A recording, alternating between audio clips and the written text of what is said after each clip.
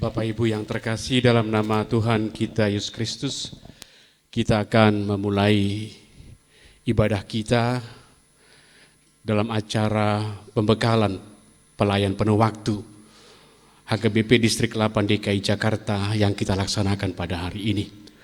Untuk itu, mari kita bernyanyi dari buku ND HKBP.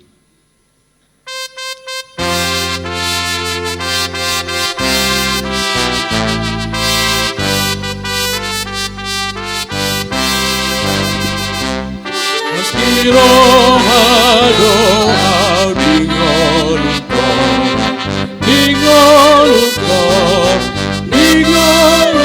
doklas roha doa dingoluko doktong di rohako mauliate doklas di roha mari kanong di Tuhan dia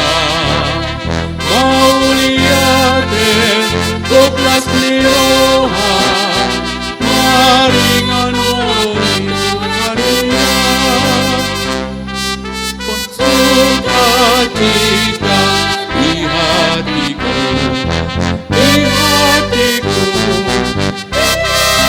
berlimpah sukacita di hatiku di dalam hatiku bersukacita di dalam Tuhan, kasih-Mu selalu bersamaku. Bersukacita di dalam Tuhan, kasih-Mu selalu bersamaku. Kita berdoa.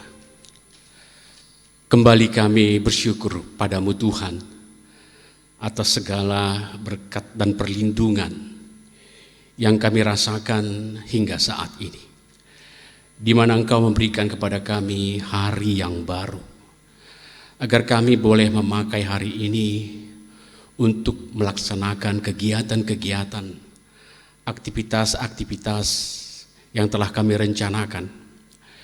Ya Bapa, kami mohon agar Engkau yang memberikan kekuatan, kesehatan, hati yang terbuka, agar apa yang kami laksanakan hari ini, secara khusus pelatihan, pemberdayaan bagi para pelayan full timer yang ada di HKBP Distrik 8 DKI ini boleh berjalan lancar.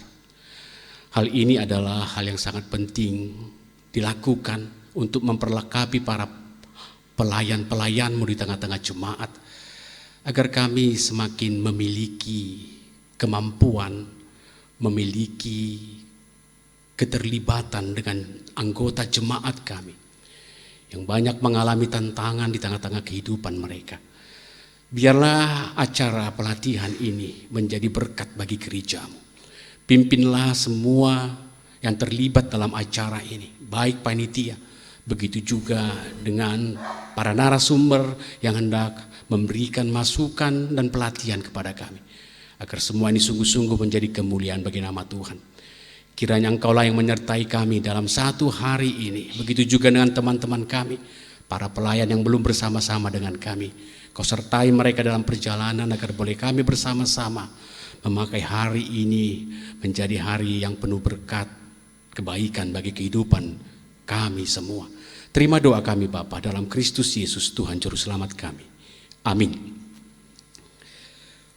Firman Tuhan kita akan bacakan secara responsoria, tertulis dalam Mazmur 118 ayat 19 hingga ayat 23. Bukalah aku pintu gerbang kebenaran. Aku hendak masuk ke dalamnya, hendak mengucap syukur kepada Tuhan.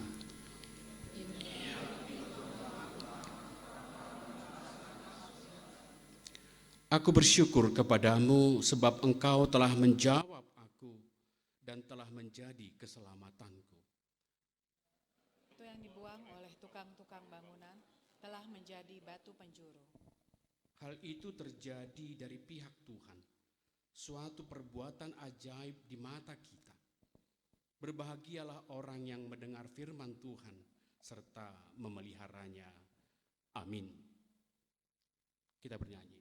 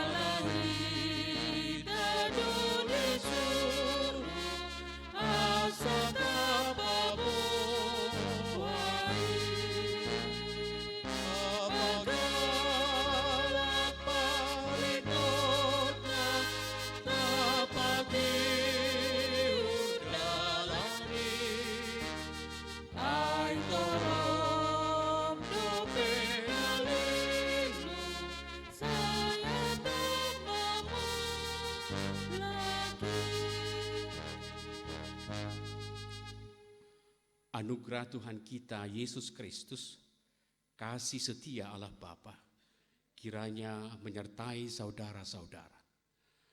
Amin. Saudara-saudara yang terkasih dalam nama Tuhan Yesus Kristus, firman Tuhan yang menjadi renungan bagi kita pada acara ibadah pembuka pada pelatihan ini diambil dari Almanak HKBP ayat bacaan hari ini yang tertulis dalam kitab Mazmur pasal 40 ayat 17. Biarlah bergembira dan bersuka cita karena Engkau, semua orang yang mencari Engkau. Biarlah mereka yang mencintai keselamatan daripadamu tetap berkata, Tuhan itu besar. Saudara-saudara yang dikasihi Tuhan, sekilas ayat ini terdengar seperti nyanyian kemenangan. Kata-katanya penuh sukacita, bergembira, bersukacita, Tuhan itu besar. Seakan-akan ini adalah lagu orang yang hidupnya sedang baik-baik saja. Seolah-olah ini adalah nyanyian seorang yang berada di puncak keberhasilan. Namun jika kita membaca seluruh Mazmur 40, kita akan menemukan bahwa Mazmur ini justru lahir dari pergumulan yang sangat dalam.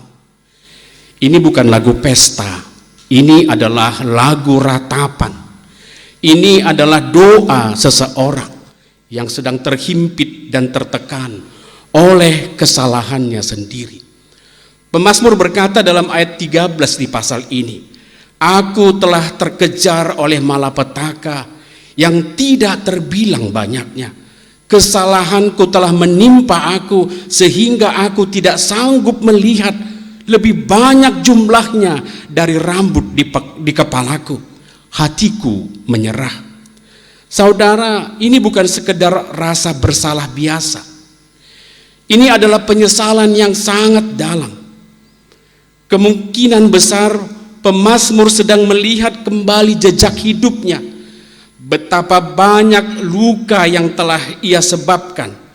Mungkin ada orang yang menderita dan terluka oleh perkataannya.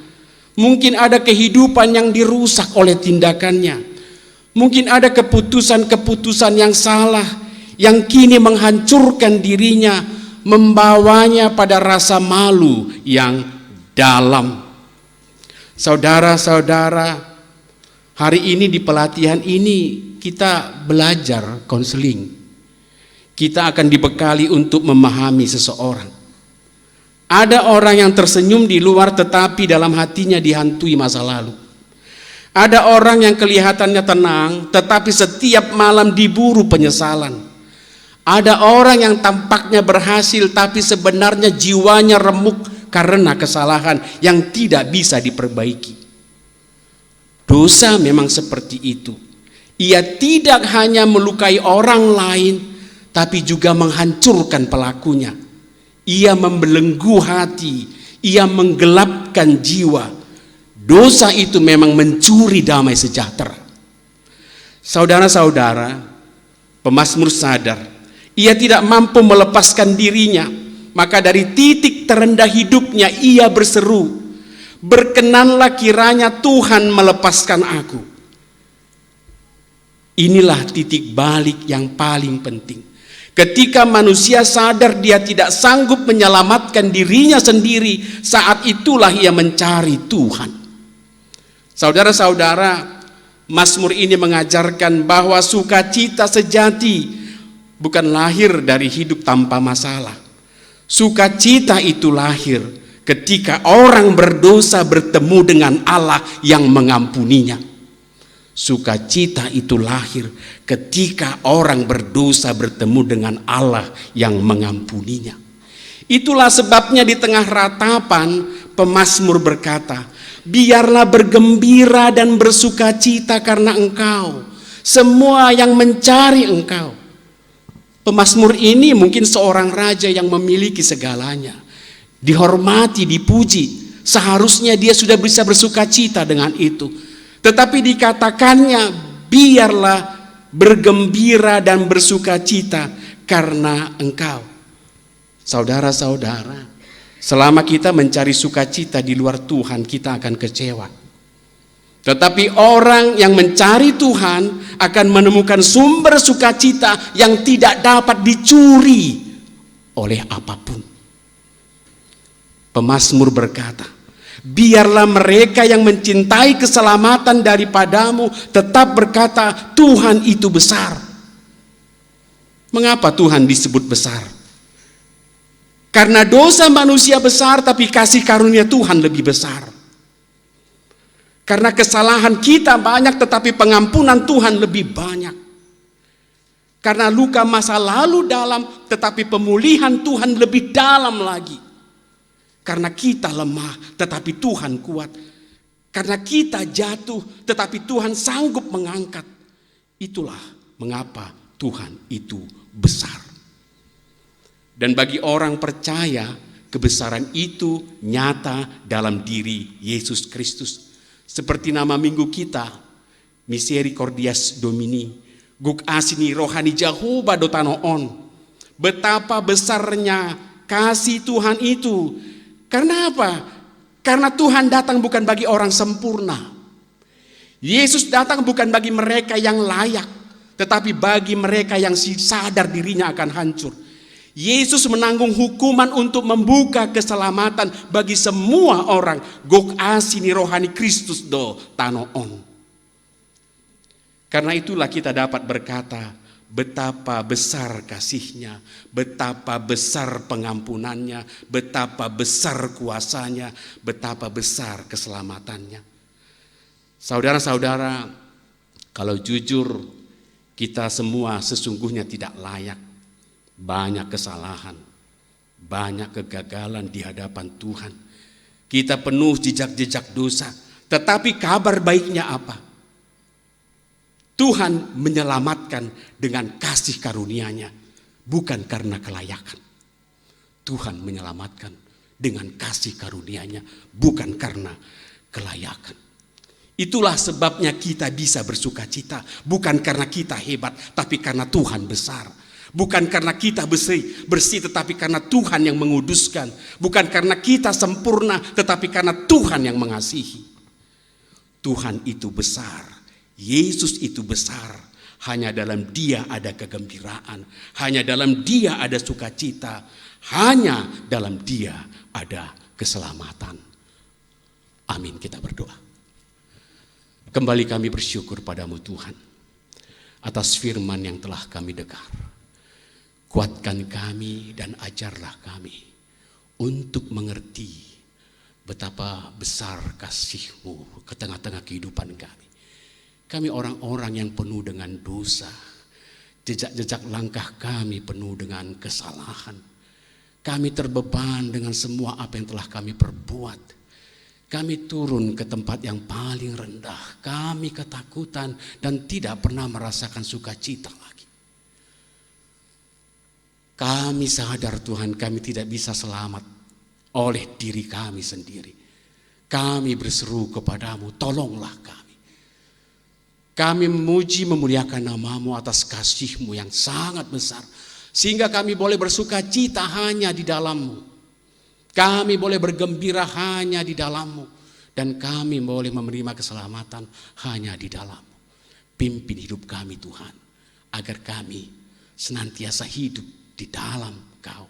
Sehingga kami boleh menjalani kehidupan kami dengan kekuatan, dengan kegembiraan, dengan sukacita dan penuh harapan. Karena Engkau kuat, Engkau besar, Engkau lebih besar dari apapun yang bisa kami andalkan di tengah-tengah kehidupan kami. Ya Bapa, pimpin acara kami ini. Secara khusus kami berdoa untuk Amang Preses yang baru mengalami pemulihan, yang baru dipulihkan dari penyakit ataupun kendala-kendala yang ada dalam tubuh Amang Preses. Kami percaya Tuhan, Engkau adalah Allah yang menyembuhkan. Berikan kekuatan, kesabaran. Berikan semua pengobatan agar Amang Preses boleh kembali pulih, melaksanakan aktivitas, melayani di tengah-tengah distrikmu, agar distrikmu sungguh-sungguh menjadi kemuliaan bagi nama Tuhan saja. Kami menyerahkan acara ini kepadamu, kiranya Engkau yang menyertai kami. Terima doa kami Bapa. Amin. Kita bernyanyi.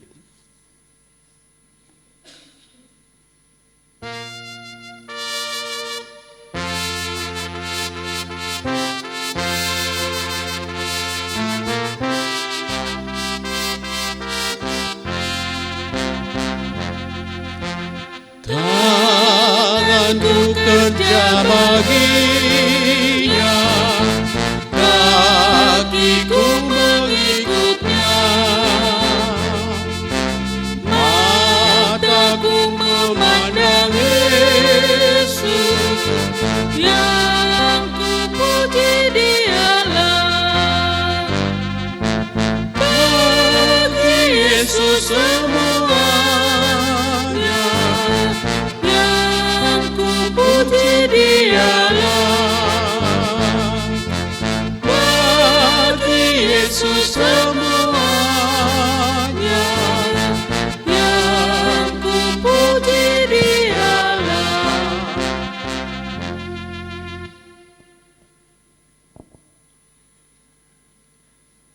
Dengan kasih anugerah Tuhan kita Yesus Kristus Raja Gereja, saya Preses HKBP Distrik 8 DKI Jakarta membuka acara pembekalan pelayan full time HKBP Distrik 8 DKI Jakarta dalam orientasi pelayanan tahun transformasi 2026, pengajaran iman di tengah keluarga. Di dalam nama Allah Bapa dan nama anaknya Tuhan Yesus Kristus dan nama Roh Kudus. Amin.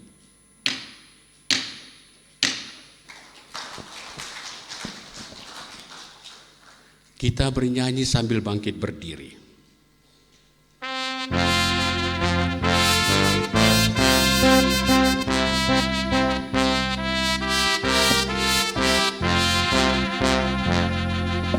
Yesus menginginkan daku bersinar baginya, dimanapun ku berada, ku mengenangkannya. Bersinar, bersinar, itulah kehendak Yesus. Bersinar, bersinar, aku bersinar terus. Kita bersama-sama mengucapkan doa Bapa kami. Bapa kami yang di sorga, dikuduskan namamu, datanglah kerajaan-Mu, jadilah kehendak-Mu di bumi seperti di sorga.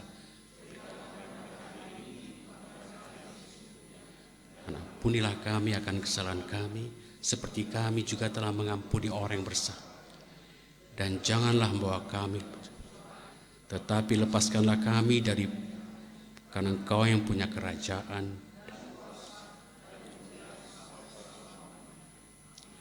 Anugerah Tuhan kita Yesus Kristus, kasih Allah Bapa, dan persekutuan Roh Kudus kiranya menyertai saudara-saudara saat ini sampai selama-lamanya. Amin.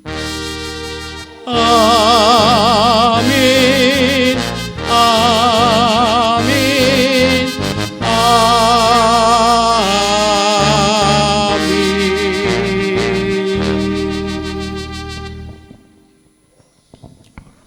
Amin, Horas.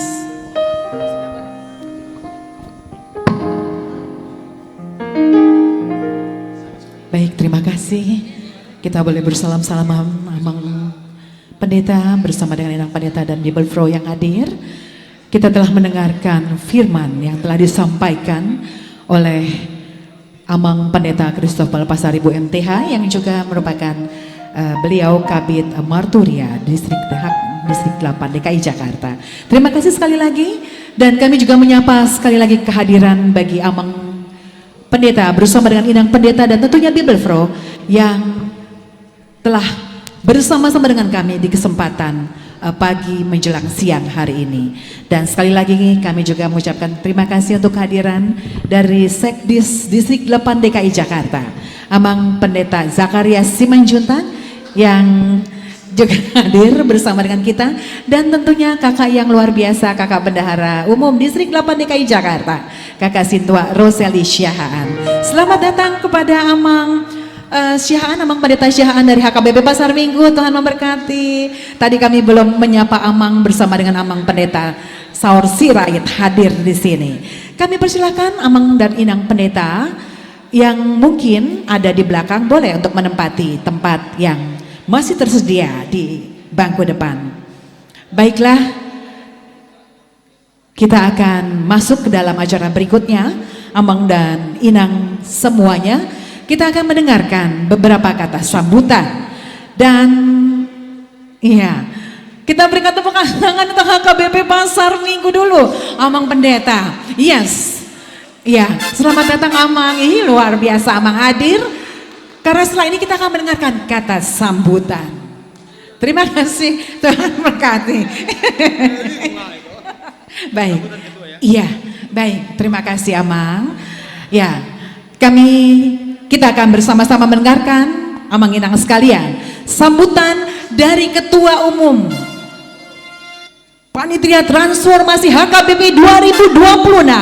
Inang Dr. Anda Sandra Huta Barat Boru Sidabutar, kami persilakan. Jemaat HKBP Pasar Minggu. Oh.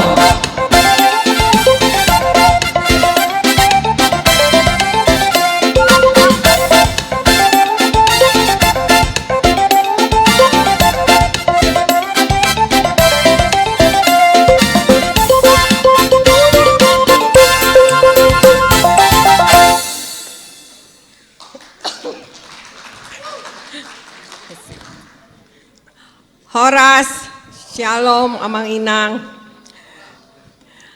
Yang terhormat Amang Preses HKBP Distrik 8 DKI Jakarta, Amang Pendeta Oluwan Nainggolan STH dan Inang. Yang terhormat Amang dan Inang seluruh pelayan penuh waktu yang hadir di sini, baik sebagai panitia maupun sebagai peserta pelatihan transformasi pelayan penuh waktu gelombang pertama. Yang saya hormati pembicara pelatihan transformasi pada hari ini yaitu Amang Bapak Pendeta Dr. Julianto Simanjuntak dan Bapak Pendeta Dr. Didi Christian Adi Cahyono. Yang saya hormati dan kasihi seluruh panitia BPH dan Panitia Tahun Transformasi HKBP Distrik 8 Pengajaran Iman di Tengah Keluarga, dan seluruh yang hadir pada hari ini. Puji Tuhan atas berkat kasih karunia-Nya pelatihan transformasi pelayan penuh waktu dapat terlaksana. Acara hari ini merupakan program pertama dan program pembuka seluruh program di tahun 2026 ini. Pelatihan ini akan diadakan selama menjadi dua gelombang. Gelombang pertama pada hari ini akan diikuti oleh 96 amang dan inang pelayan penuh waktu. Mungkin yang lain yang belum hadir akan menyusul, semoga akan datang tepat waktu amang dan inang. Memang lokasi hotel ini di tengah kota mungkin jadi ada beberapa dari amang dan inang mungkin yang mengalami kendala kemacetan dan sebagainya. Pelatihan ini diadakan untuk memperlengkapi para pelayan penuh waktu untuk menjadi fasilitator pembinaan keluarga. Di tengah begitu banyaknya tantangan di tengah keluarga jemaat dan berbagai konflik keluarga. Tentu tidaklah cukup amang dan inang waktu kita 1 hari untuk melakukan pembinaan ini. Tentu dibutuhkan pelatihan pembinaan yang berkelanjutan. Kita doakan semoga di waktu yang akan datang dapat diadakan kembali pelatihan-pelatihan soft skill bagi seluruh pelayan penuh waktu HKBP Distrik 8 DKI.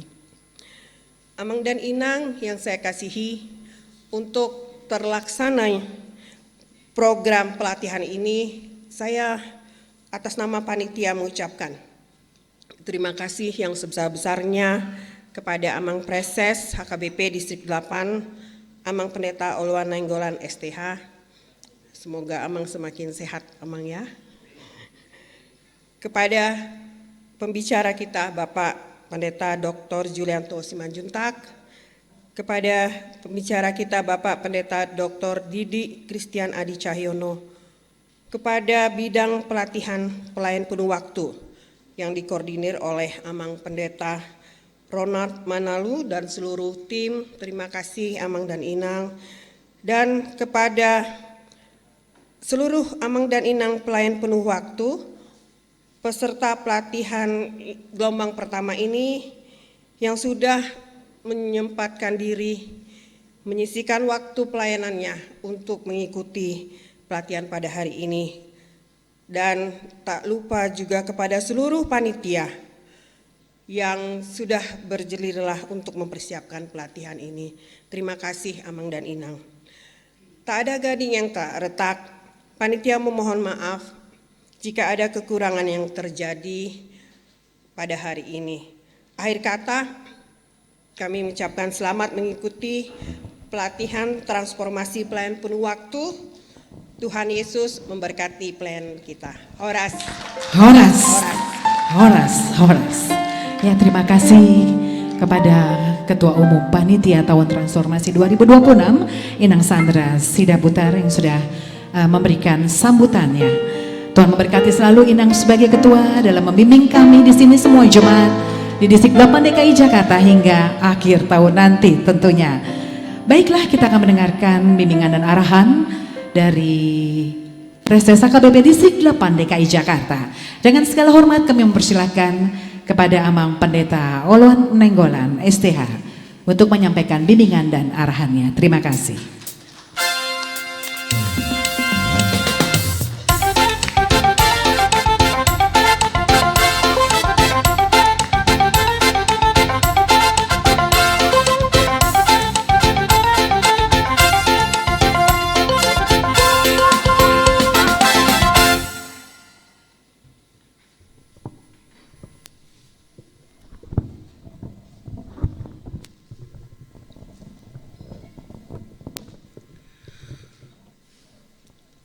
Ucapan terima kasih saya yang pertama kepada Tuhan kita, Tuhan yang sungguh-sungguh baik, yang telah memelihara hidup kita hingga pada saat ini.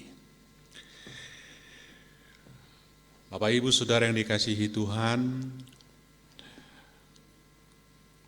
saya mengucapkan terima kasih kepada Panitia Tahun Transformasi Pengajaran Iman di tengah-tengah keluarga, buat Inang Ketum kita, Inang Sandra, Amang Sekum, Amang Sintuares, Amang Wakil Sekum, adik kami Ferdinand Sibarani,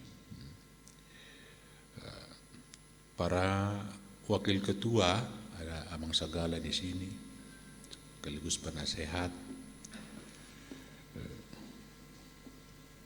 Ada bidang-bidang lain, seksi lain yang ikut membuat acara ini berjalan lancar. Ada seksi acara, ada Wilfried Siregar, ada Tasya Simanjuntak, ada seksi kesehatan. Semuanya sepertinya terlibat dalam rangka sukses acara kita hari ini enaknya. Benar-benar dirancang, dibingkai dengan baik, berharap acara ini berjalan dengan baik. Ada ketua 3 ya, Amang Parihutan Sinaga. Ya, ada di sini. Oleh Atema di Hitasaluhu. Nah, secara khusus PIC kegiatan ini Bapak Pendeta Ronald Manalu yang telah merancang kegiatan kita, pembekalan ini dengan baik. Amang Inang, kembali saya sungguh berterima kasih kepada Tuhan melalui tangan-tangan baik yang telah menolong. Ya, sedikit bercerita, rencana check-up kesehatan kemarin Kamis, tetapi rencana check-up itu harus saat itu juga dilakukan tindakan. Ini yang luar biasa. Karena saya tidak pernah check-up. Sudah menjelang 61 tahun, saya tidak pernah check-up. Itulah kelalaian barangkali. Jadi akhirnya saat itu check-up, saat itu ditindak. Wah, saya katakan karena ada orang yang baik, dokter yang baik, tim yang baik, khususnya Dr. Todung Silalahi, Jemaat HKBP Suprapto. Ya, Suprapto. Melate Marina Sida. Jadi ini merupakan cara Tuhan menolong saya, menolong kita, berharap bisa kita kembali melayani dengan baik dalam keadaan fit. Catatan dari percakapan dengan dokter, untung Amang rajin olahraga, itu saja. Artinya jantungnya kuat karena ini sudah serangan sebenarnya. Memang sudah serangan, dari cek EKG itu sudah serangan dia. Tapi karena kita rutin olahraga, akhirnya jantung kita bisa menahan, bisa terus berdenyut. Jadi harus dilakukan tindakan. Itulah kesaksian saya pertama dulu, Amang Inang, dan ini perlu. Dan barangkali janganlah setelah usia tua kita mengalami ini, di usia muda juga kita harus rajin mengontrol kesehatan, pola makan. Dan saya mengalami ini ya ketika saya di usia muda, nggak karuan-karuan makan apa saja, nggak peduli. Setelah di 10 tahun saya baru menjaga pola makan saya, ternyata tidak berguna lagi 10 tahun terakhir ini. Jadi sudah dia akumulasi dari penumpukan kolesterol yang mempersempit pembuluh darah. Nah, jadi tidak ada gunanya. Jadi akhirnya saya harus makan obat pengencer darah sekarang. Harusnya dulu tidak mungkin, nggak perlu, sekarang harus. Nah, jadi perlu general check up. Mumpung kita di sini, kita akan sambungkan nanti ke Inang Romala Silalahi. Akan diperingan biayanya seringan mungkin supaya kita tahu penyakit kita apa. Karena kita rata-rata tiap minggu makan saksang kan. Saya udah disuruh jangan makan lemak, goreng-gorengan, tidak bisa lagi santan, tidak bisa, harus rebus-rebusan. Nah, nyarsik nama. Imajolo info pertama saya katakan ini karena penting bagi kita untuk pelayanan kita. Bapak Ibu, pembekalan terhadap pelayan full timer ini merupakan kegiatan perdana dari 8 kegiatan tahun transformasi pengajaran di tengah-tengah keluarga di distrik 8 DKI Jakarta. Dari 8 kegiatan yang kita rancang, kegiatan pertama dan perdana adalah pembekalan terhadap pelayan full time ini. Kenapa menjadi perdana? Karena gereja tahu, jemaat tahu, dan saya yakin kehadiran Inang Ketum di sini, panitia yang lain adalah perwakilan warga jemaat yang berharap seperti apa. Beliau-beliau ini bukan menuntut, bukan untuk kita, tapi berharap seperti apa pelayannya. Berekspektasi seperti apa idealnya pelayannya. Saya kira itu kerinduan dari warga jemaat kita. Jadi tidak ada di sini rasa menuntut, rasa mengejas dan segala macam, tapi tidak, saya yakin karena rasa kasih sayang mereka itulah yang membuat kegiatan ini dilakukan secara perdana, berharap kita para pelayan boleh terbekali dengan sungguh-sungguh baik. Jadi berawal dari kita.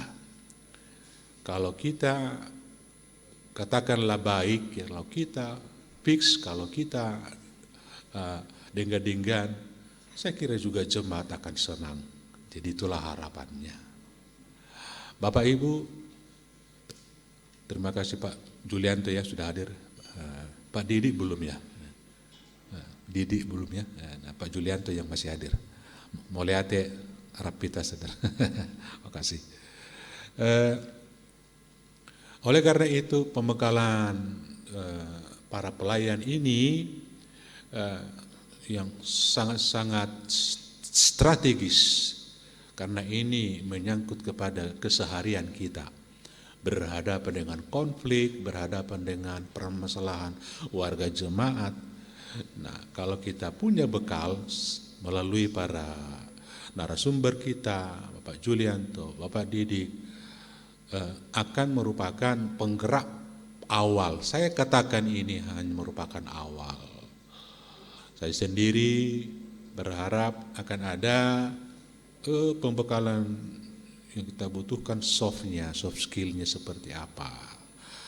Supaya seperti yang saya telah dengung-dengungkan, berharap apakah dimungkinkan di DKI ini akan kita buka yang namanya ruang konselor, ya, klinik konselor, why not? Kita mampu. Dan kita berhadapan dengan orang-orang yang harus kita bantu setiap hari, keluarga yang kita bantu.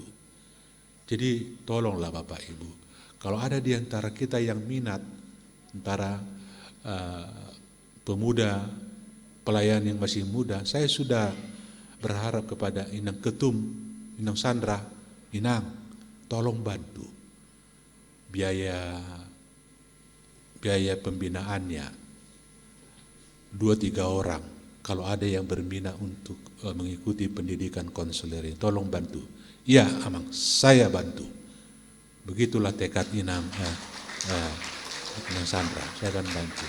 Karena saya menganggap ini sangat-sangat penting. Dan ini bagian dari keseharian pelayanan kita. Oleh karena itu, mari Bapak Ibu, mari kita ambil kesempatan berharga ini.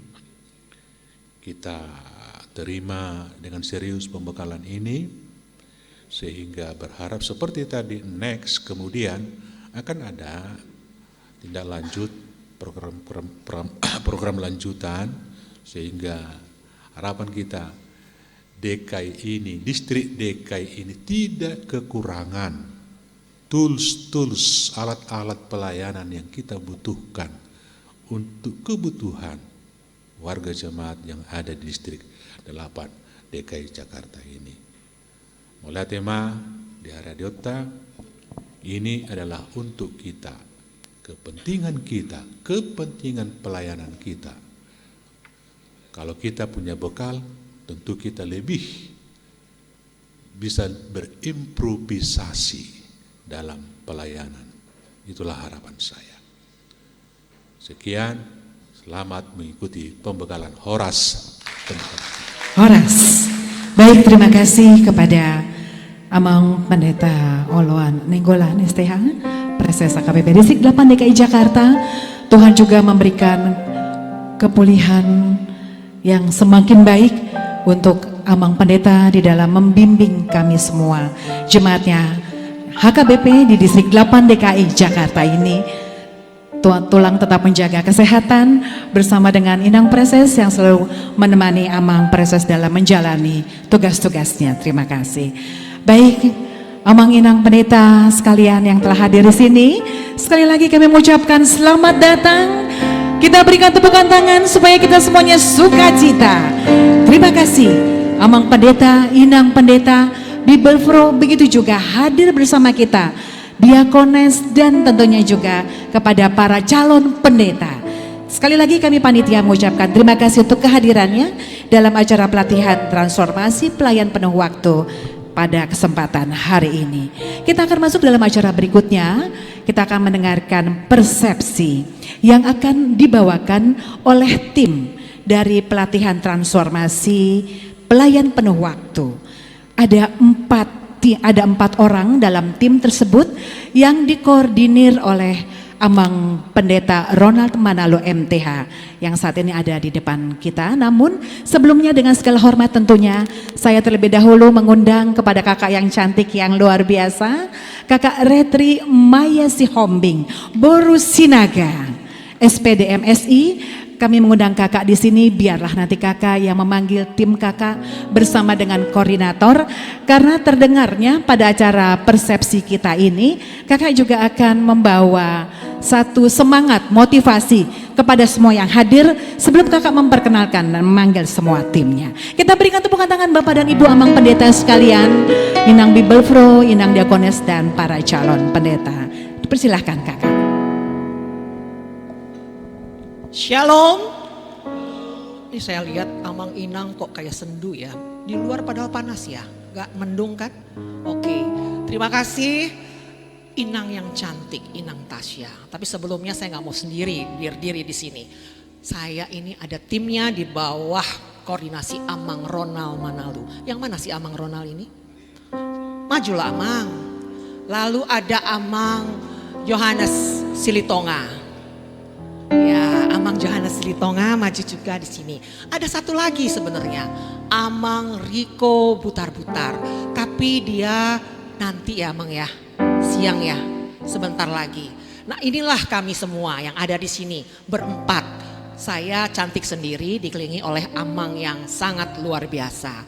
Nah sebelumnya saya harus memberitahu dulu bahwa kami di sini mendeliverikan pelatihan ini bukan mau-maunya Amang Ronald, mau-maunya Amang Yohanes, apalagi saya. Tapi semua ini adalah need assessment dari Amang Inang sendiri. Ya, sebelum saya masuk ke persepsi, biar kita di sini berdiri, kita mau menunjukkan satu survei. Ya, yang semuanya ini adalah hasil dari Amang dan Inang sendiri yang memilih kebutuhan untuk pelatihan di 2 hari ke depan. Terus tadi ingat ya waktu Inang Sandra bicara 1 hari 96 orang. Ini bukannya ada pertanyaan, pasti banyak pertanyaan. What do you expect? Benar nggak? Tapi sekali lagi ini adalah permulaan yang baik yang dimulai oleh tim transformasi di bawah pimpinan Amang Preses yang akan ke depannya menjadi sebuah continue untuk training akademi.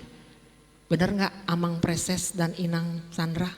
Oke, kalau begitu kita lihat ya latar belakang daripada yang kita akan lakukan hari ini adalah dinamika pelayanan jemaat semakin kompleks. Kebutuhan pelayan tidak hanya pada khotbah, tapi juga relasi dan keluarga dan perlu pemetaan kebutuhan pelayanan.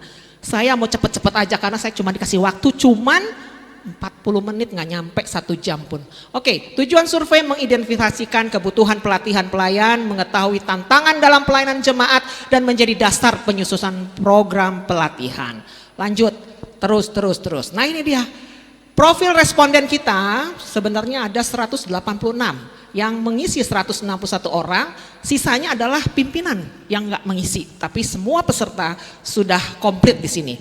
Laki-laki 105 dan perempuan 56 orang. Lamanya pelayanan, lanjut. Ya, oke. Lama pelayanan di sini semuanya adalah orang-orang yang sudah sangat mumpuni. Kenapa?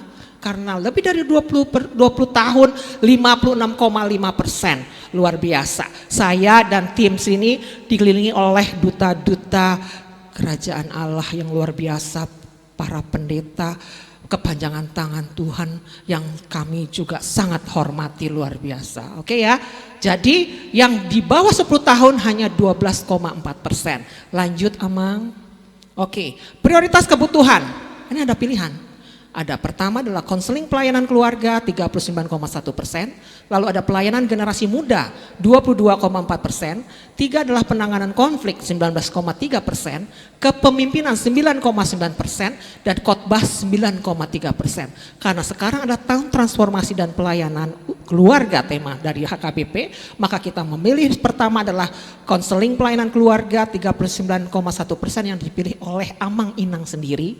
Lalu kita memilih nomor 3, penanganan konflik, karena konflik itu harus di manage dengan baik. Nah, inilah perlu skill, makanya kita 2 hari ke depan ini kita meminta Amang Pendeta Didik untuk juga memberikan pencerahan buat kita, untuk kita dibekali.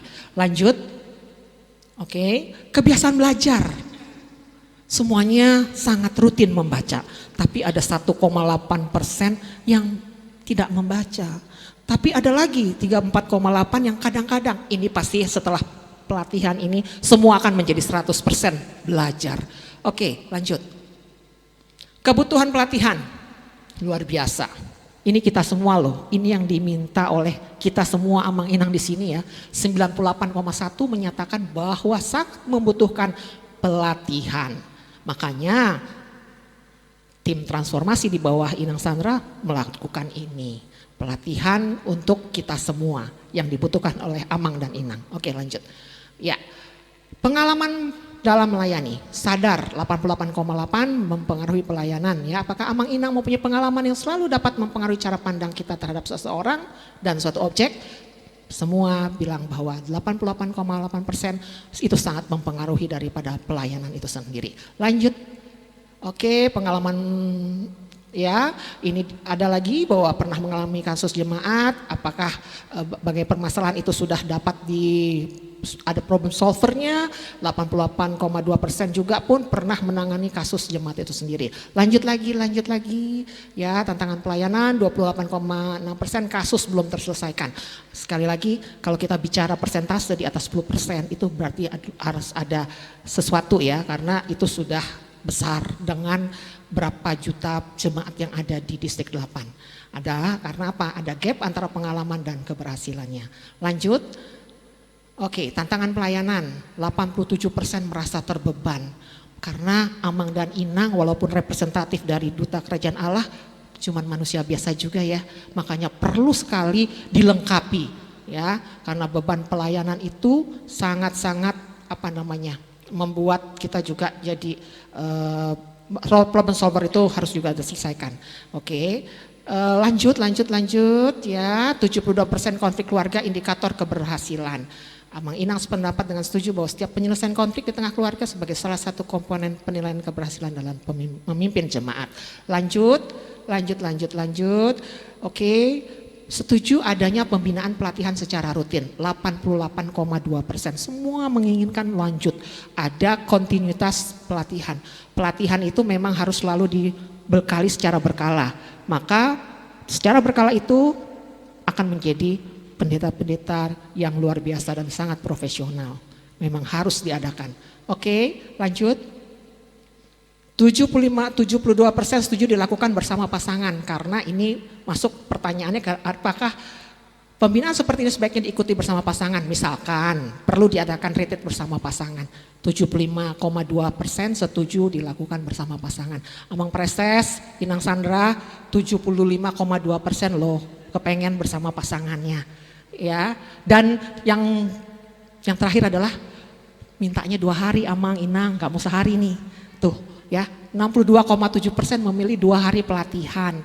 Jadi ini adalah semua hasil dari Amang dan Inang. Ya, oke, ada lagi ya? Dan terakhir adalah kesimpulan kita di sini adalah pelayanan berpengalaman, kebutuhan dari semua yang ada di sini adalah kebutuhan terbesar konseling dan keluarga, ada gap keberhasilan dan pelayanan, beban pelayanan cukup tinggi, kebutuhan pelatihan pun harus sangat tinggi. Terakhir, Rekomendasi adalah pelatihan konseling pastoral, pelatihan penanganan konflik, pendampingan keluarga, dan pelayanan generasi muda. Jadi kita berdiri di sini, ini semua adalah karena need assessment dari Amang dan Inang sendiri. Oke, terima kasih. Kita akan masuk ke persepsi. Oke, saya yang bawa sendirian. Saya sendirian sekarang di sini. Ada Amang Markus ya? Kok kabur ya dia? Oh, ke toilet. Amang Markus boleh lari sedikit nggak? Ya. Oke, karena pagi-pagi ini baru bangun tidur. Nyawanya belum nyambung ya. Karena tadi macet. Sekarang di sini, ngapain ya? Saya mau agak sedikit bergerak sedikit dok. Supaya apa? Supaya kita merasakan kehangatan di dalam ruangan yang dingin. Do sama dengan C. Siapakah kita ini? Duta kerajaan Allah. Kok gitu sih? Suara saya jelek. Siapakah kita ini? Duta kerajaan Allah. Maaf ya, saya bukan penyanyi. Diri. Ayo diri. Oke, ya. Karena apa? Saya sangat bangga ada di sini. Kenapa? Saya ada di tengah-tengahnya Amang dan Inang. Saya sangat respect, hormat, dan gak berani ngelawan kalau sama pendeta. Kenapa? Karena ini adalah duta kerajaan Allah, kepanjangan tangan Tuhan. Doanya kalau saya minta itu tembus langit. Puji Tuhan, haleluya, saya ada di tengah-tengah di sini. Artinya kita afirmasikan. Ya, ini lagunya ini loh, apa tuh? Bagatutu ya. Coba Bagatutu ya. Ya. Siapakah kita ini? Duta kerajaan Allah. Tapi bisa suara 1, suara 2, suara 3. Saya suara piring rusak. Oke, ya. Siapalah kita ini? Duta kerajaan Allah. Oke ya, suaranya mana? Ayo suaranya. 1, 2, 3. Siapakah kita ini? Duta kerajaan mohon maaf ya, suara saya memang sangat pas-pasan. Terima kasih, tepuk tangan. Selamat mengikuti persepsi dan silahkan duduk. Oke, mohon maaf. Aduh, tolong ya jangan dibilang-bilang suara saya terlalu bagus di luar sana. Ntar saya diminta sama siapa namanya produser. Oke, lanjut video. Ya, sebelum saya mau masuk ke dalam persepsi, kita sama-sama akan melihat tayangan berikut ini. Kita sama-sama lihat dengan benar-benar melihat apa sih ini yang akan kita lihat bersama. Silakan.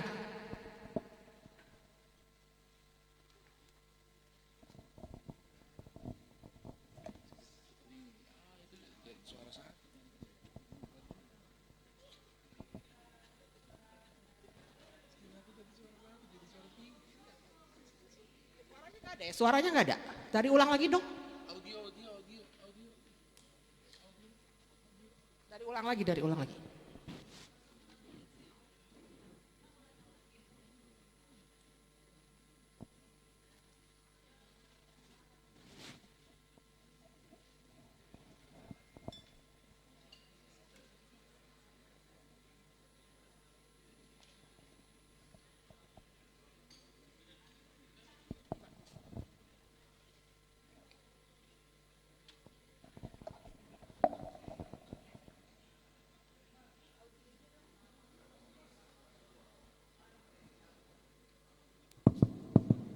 Pihak hotel tolong dibantu bagian yang pegang sound dari pihak hotel.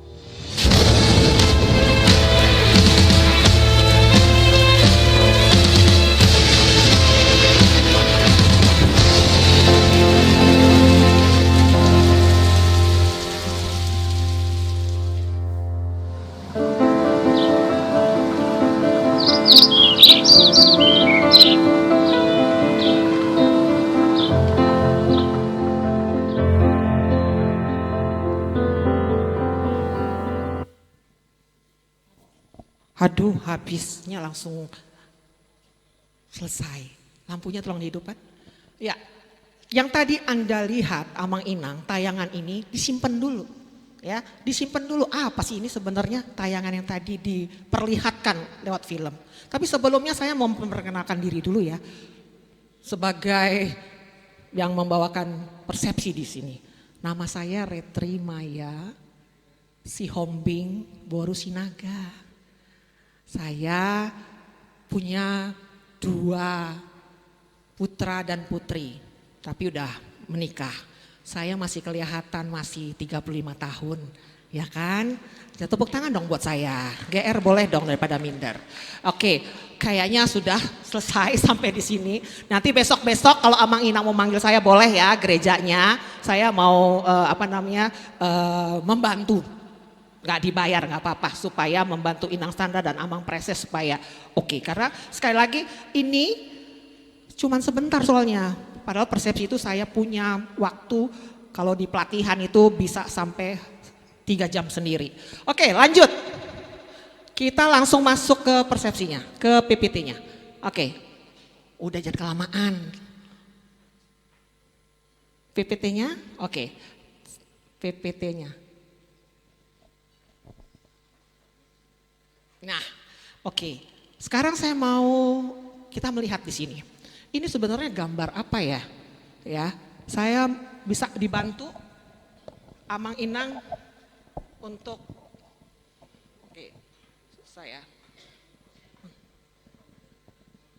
saya mau nanya nih, tapi Inang lagi makan ya. Ini gambar apa sih kira-kira? Amang aja deh, soalnya Inangnya lagi makan. Bisa. Gambar apa ya? Gambar apa itu ya? Satu-satu dong, satu-satu. Gambar pot bunga besar. Pot bunga besar. Dihinggapi kupu-kupu. Dan kupu-kupu. Tepuk tangan dong buat Amang. Amang siapa, Amang? Mandata Helbin, luar biasa. Gambar pot dan kupu-kupu. Amang, gambar apa, Mang? 2 orang yang berhadapan. Gambar 2 orang yang berhadapan. Sekarang Amang, gambar apa kira-kira, Amang? Ya, ada juga di bawah itu kayak ini galon aqua. Apa, Mang? Galon aqua. Galon aqua apa tuh ya? Hah? Apa, Mang? Iya. Oh. Kayak Wadah. galon aqua. Oke gitu, deh. aqua besar itu. Iya, cuman Amang dan Tuhan yang tahu, apa saya nggak tahu ya? Oke. Amang kira-kira apa ya? Gambar apa ya, Bang? Pas bunga 2 orang berhadapan dan kupu-kupu. Oke, Inang gambar apa, Nang? Ya, 2 orang berhadapan dan di atasnya kupu-kupu. Oke. Di belakang nih yang pada serius-serius semua. Amang kira-kira gambar apa, Mang? Ada 3 kayaknya. Ada 3. Pas bunga, kupu-kupu, dan 2 orang berhadapan. Oke, ada 3. Pertanyaan saya lagi. Menurut Amang, tadi mendengar banyak masukan, ada yang bilang kupu-kupu, orang berhadapan, vas bunga. Itu benar apa enggak ya? Gimana? Tadi dengar dari semua bahwa itu gambar kupu-kupu, capung, ada lagi. Benar enggak ya kira-kira? Benar, Kenapa benar? ada 3. Ada 3. gambar. Oh gitu? Ya. Oke. Yakin? Sekarang pertanyaan saya lagi. Saya lari ke sana kemari nih. Menurut Amang tadi yang disebut oleh Amang semua tadi dan Inang tadi itu benar gak sih? Ada kupu-kupu, ada vas bunga. Ada. Berarti benar ya tadi ya? Benar. Oke. Artinya sekali lagi ternyata tadi saya di belakang mendengarkan ada bilang bahwa itu adalah capung malahan. Capung. Lalu ada yang bilang kupu-kupu. Lalu ada yang bilang ini vas bunga. Lalu ada yang bilang dua orang berhadapan. Kadang-kadang imajinasinya luar biasa suka saya dapatkan. Itu adalah suami istri. Lihatnya dari mana ya? Ya. Ada lagi yang bilang bahwa itu adalah hanya kanvas hitam. Dia nggak lihat ada kupu-kupu, ada semuanya yang tadi disampaikan itu sebenarnya benar atau salah ya? Ada yang benar, ada yang salah.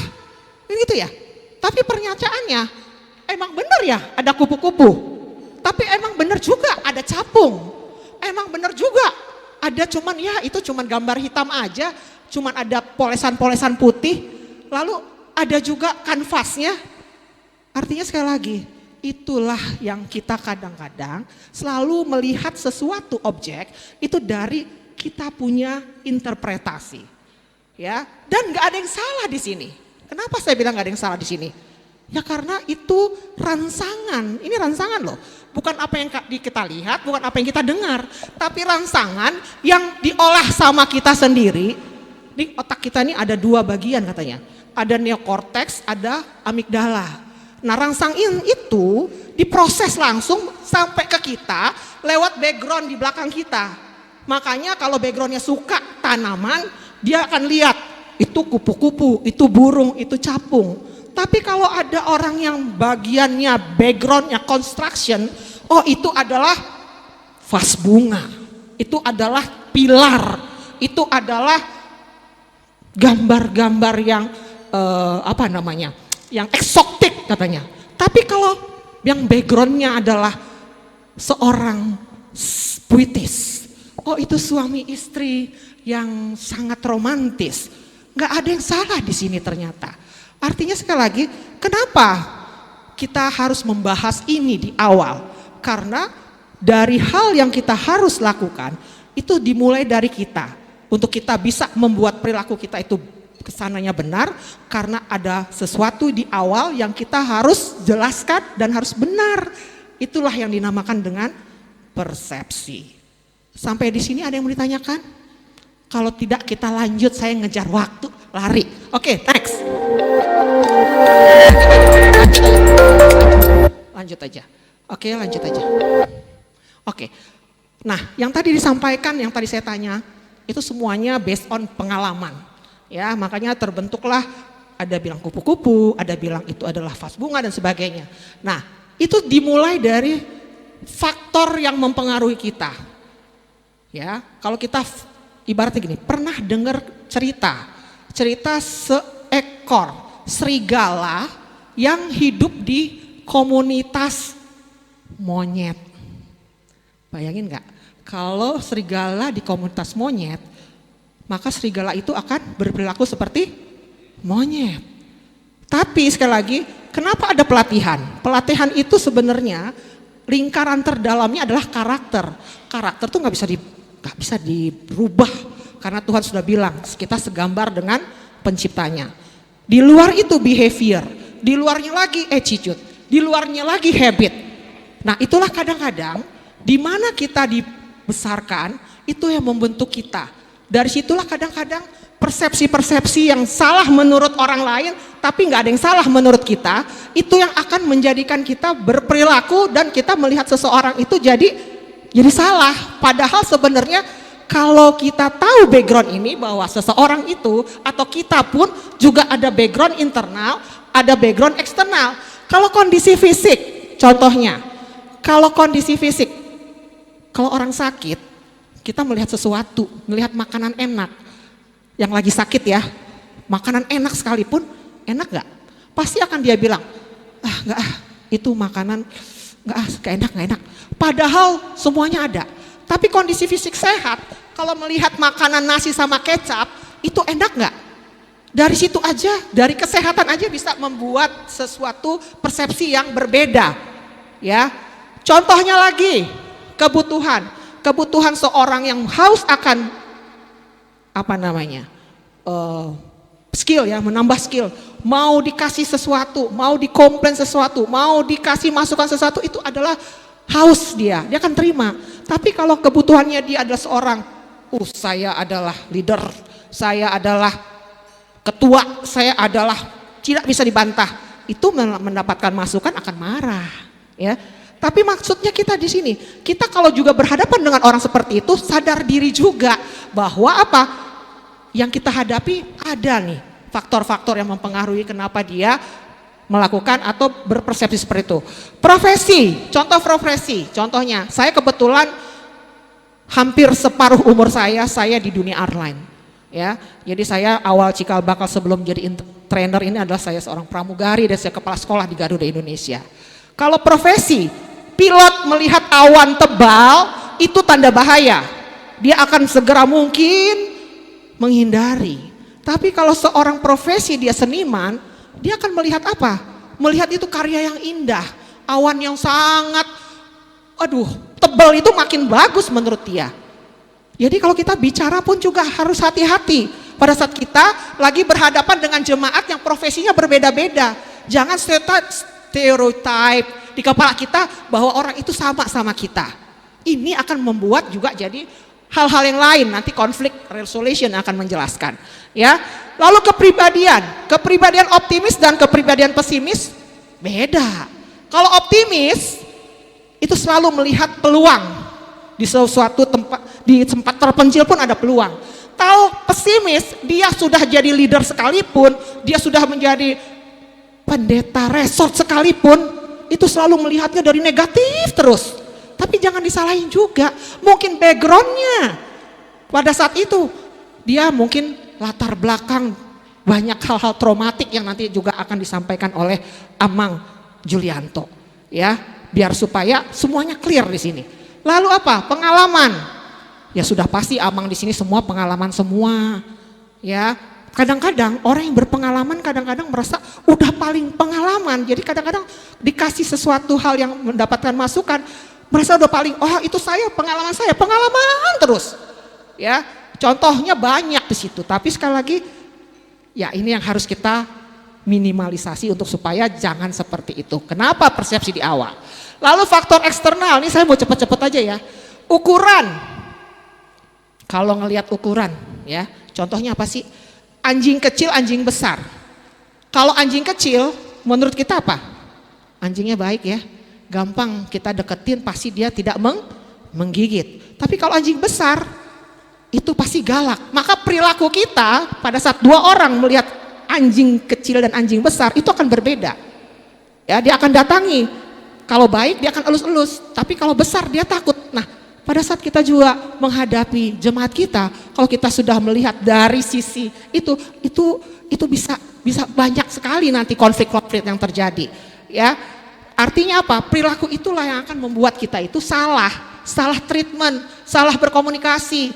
Nah ini sebenarnya hal-hal seperti itu harus kita hindari. Kalau kita sadar diri bahwa apa yang kita alami, apa yang kita temui, bahwa kita pun punya background, orang lain punya background. Makanya kenapa harus terus kita menjalin hubungan supaya kesepakatan dalam persepsi itu menjadi sama. Ya. Lalu ciri-ciri itu kayak apa ya? Contohnya, kalau orang berdasi, kalau backgroundnya dia adalah di dalam komunitas rohani, itu pasti pendeta. Karena pakai jas dan dasi. Tapi kalau yang backgroundnya seorang corporate, itu pasti seorang diplomat. Itu pasti dia adalah, itu pasti dia CEO. Berbeda. Ya dari situ aja kita harus memahami. Oke, lanjut. Ya. Nah, tapi ini dia, ini sudah masuk, kalau sudah masuk ke ilusi dan delusi itu lain cerita. Kalau ilusi contohnya, objeknya sama, objeknya benar, tapi menginterpretasikannya berbeda. Contohnya apa? Fata Morgana. Ya, contohnya kalau kita lagi di padang gurun tuh nggak ada. Danau ada nggak? Air ada nggak? Tapi ternyata penglihatan kita ada. Tapi kalau dalam kehidupan sehari-hari seperti apa ya? Itu kita suka menstereotip orang, menstereotip teman kita, menstereotip jemaat kita. Udah pastilah itu si A itulah ilusi. Padahal orangnya belum tentu seperti itu. Bawel dia itu, toksik dia itu, holit dia itu. Kalau kita udah seperti itu apakah kesananya mentreat orang yang lagi datang dengan muka, padahal dia sangat merindukan jemaat merindukan pendetanya. Kan udah tahu stereotip ilusi, padahal realnya nggak seperti itu. Kita sudah lihat, mau apa lagi dia nih? Artinya kita harus kosong kalau kita mau menghadapi jemaat atau siapapun. Nah ini gini ya, ilusi, jangan kita berilusi. Pokoknya kita harus benar-benar sadar sesadar-sadarnya. Siapapun yang akan kita hadapi, siapapun yang akan kita berkomunikasi, kita harus kosong. Apalagi sebagai pendeta. Saya terus terang aja, kalau apa-apa tuh saya kalau lagi dalam masalah apapun aja, sedikit-dikit doain dong. Itu jemaat. Jadi jangan sampai doain melulu. Itulah kita. Karena tadi kita duta kerajaan Allah. Orang melihat Amang dan Inang, saya terus terang.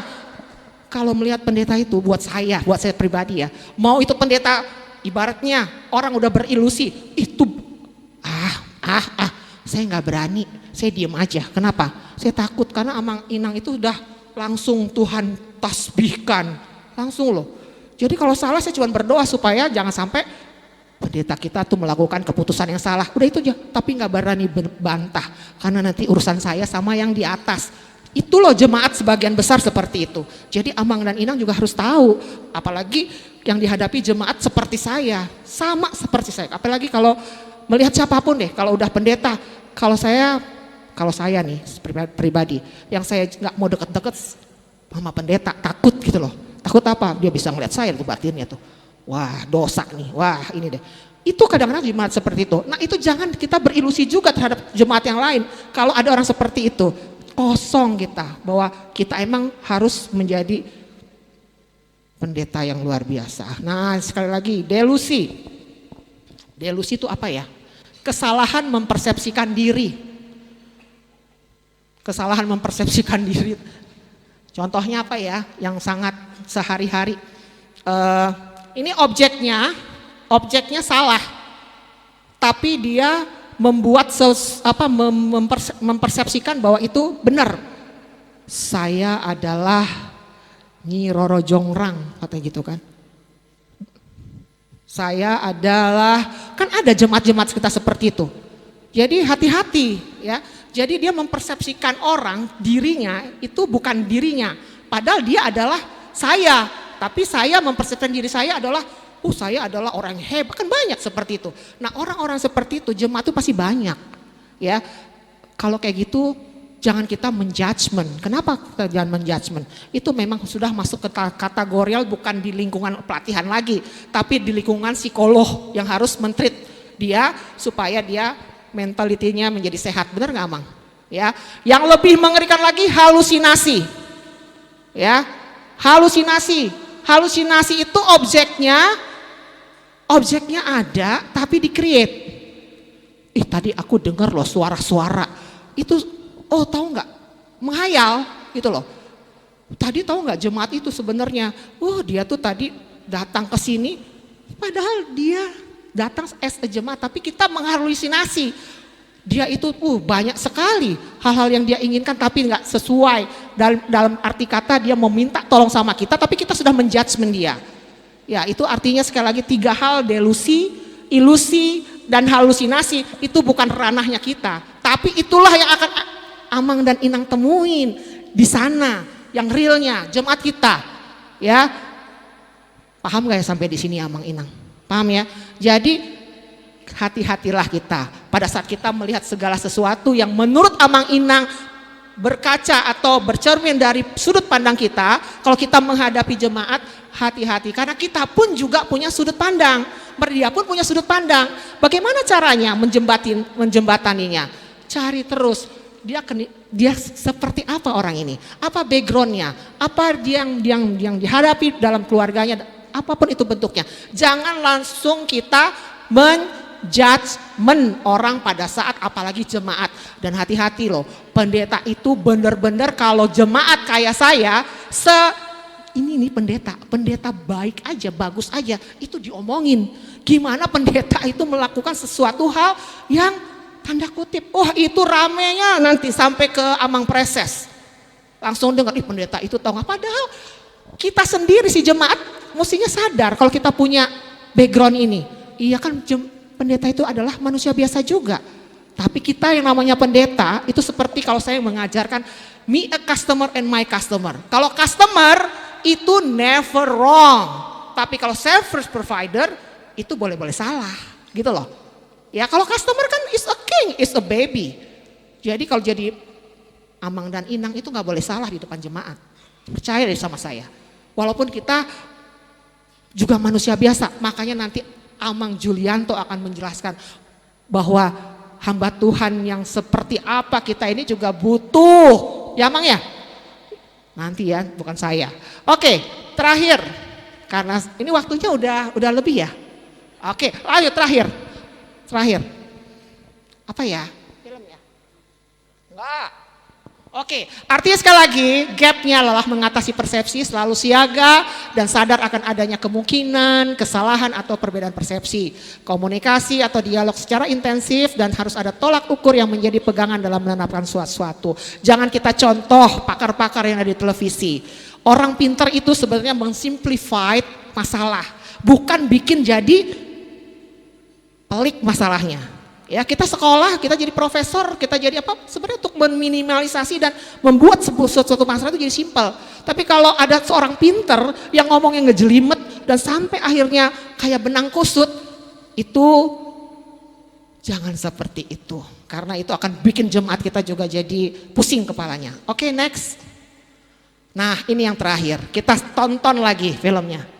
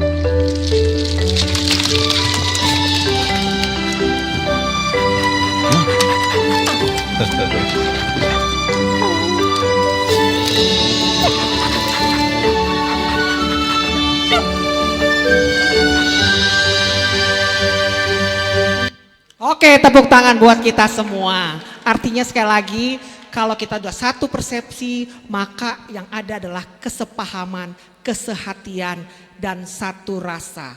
Ya, artinya sekali lagi, cukup sekian sampai di sini, tapi pasti ada pertanyaan dari Amang dan Inang. Film yang awal itu gimana Inang?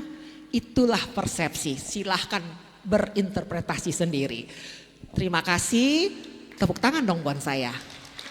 Terima kasih. Dan sekali lagi kita sambut juga langsung aja Amang ya. Amang Julianto yang akan membawakan pastoral counseling. Sekali lagi tepuk tangan buat Amang Julianto. Silakan Amang.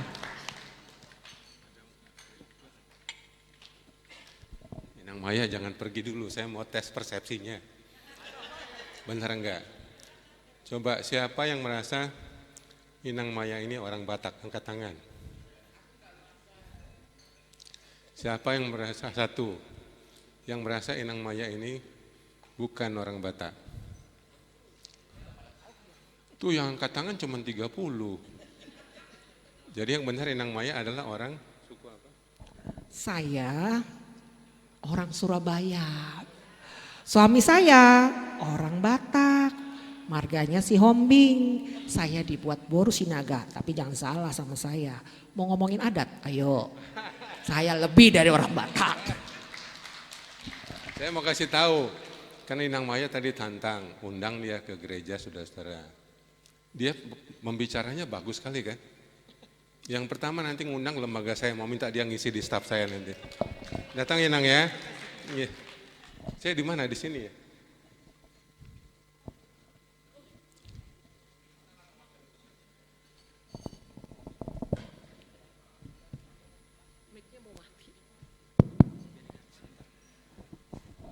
Saya mungkin senang ada mimbar di sini.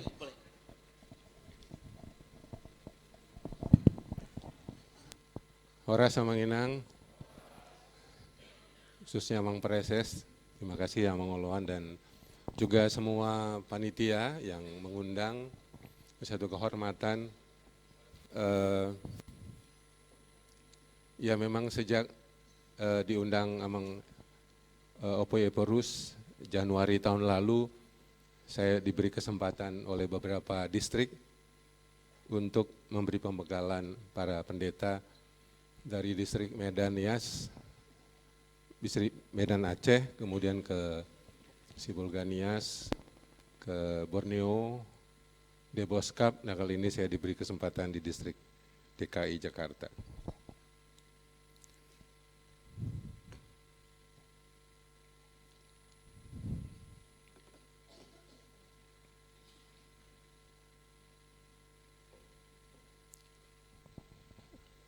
Apakah nanti ada PowerPoint-nya disiapin ya.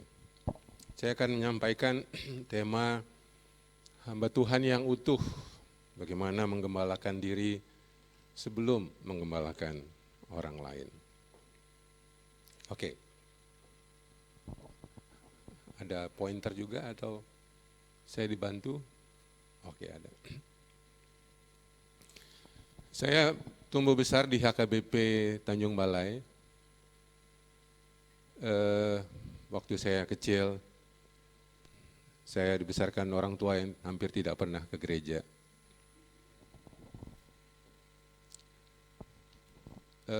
Kemudian kami pindah ke Medan, saya di HKBP Sudirman yang cukup besar di kota Medan. Saya sempat kuliah di Setiawacana, saya berjemaat di HKBP Salatiga. Tapi setelah itu saya menikah dengan Boru Nias. Saya memutuskan untuk berjemaat dan melayani di gereja GKMI, ya, Gereja Kristen Muria Indonesia. Sempat menjadi pendeta dan wakil sekjen di sinode itu. Tapi kemudian saya mendirikan satu lembaga konseling LK3 yang membuat kami harus banyak keliling kota menyampaikan seminar dan pengajaran. Dan 3 tahun yang lalu saya mengajak istri saya kembali ke HKBP dan kami sekarang menjadi jemaat HKBP Serpong. Ya. Sekarang Amang Resort kami Amang Sarlen, ya, Lemban Tobing. Nah, saya ingin menyampaikan sedikit latar belakang. Kami besar dalam warisan yang buruk. Ya. Ini foto orang tua kami dengan kami 7 bersaudara. Saya duduk di sebelah kanan, yang itu mukanya hidup segan mati tak mau itu. Ya udah berpotensi wajah depresi. Ya. Jadi papa mama ini pecandu alkohol ya dan juga judi. Keduanya depresi dan hidup dengan obat-obat antidepresan. Kalau mama lebih banyak menghabiskan alkohol sebagai antidepresannya. Kami juga diwariskan komunikasi yang buruk. Bapak kami dengan bapak tua kami itu tidak cakapan selama puluhan tahun. Sampai bapak tua itu mau meninggal baru mereka cakapan. Ya. Juga warisan iman yang dingin ya, kami tidak dikasih teladan bagaimana bergereja, bagaimana melayani, sehingga kami cukup lama tidak pergi ke gereja. Fisik yang rapuh, ya. Kami bersaudara ini banyak meninggalnya muda ya, 30 tahun, 40 tahun ya, karena banyak warisan sakit jantung ya. Jadi sebagian dari hidup kita, walaupun kita jadi pendeta, ya, banyak mewarisi hal-hal buruk dari atas tanpa kita sukai, tanpa kita sadari, itu sudah kita warisi. Ya. Itu juga yang saya warisi sebagai anak nomor 6. Saya juga depresi sejak umur 20 tahun, pertama kali punya pikiran bunuh diri ya, pada waktu saya di sekolah Alkitab. Dan juga sama, emosi saya sangat miskin, yang membuat komunikasi dengan istri sangat buruk. Ya, kami 5 tahun penuh dengan konflik, ya sering tidak cakapan, orang Batak bilang merdandi gitu. Kalau saya marah kita lebih nyimpan gitu. Itu juga alasan kenapa saya berhenti jadi gembala, jadi pendeta tahun 96. Saya merasa tidak layak gitu, karena saya dengan istri hampir tiap hari ribut gitu. Sementara di mimbar saya berdoa kiranya damai sejahtera, lah di rumah aja nggak ada damai. Saya merasa munafik gitu, saya pikir, wah saya bilang mah udah nggak cocok lah aku jadi pendeta. Lah kau mau kemana? Aku sekolah konseling aja lah. Daripada kita ribut terus, aku rasanya kita nggak cocok jadi gembala ini. Ya, istri saya juga nggak menikmati jadi istri pendeta gitu. Dia stres gitu. Lebih senang ngurus anak daripada ngurus jemaat gitu. Ya anak kami masih bayi waktu itu. Itu alasan saya kemudian alih profesi jadi konselor. Ya kami 5 dari 7 bersaudara menjadi pecandu narkoba yang berat. Keluar masuk penjara. Saya sendiri tidak candu alkohol, tapi termasuk candu kerja, ya. Workaholic. Ya.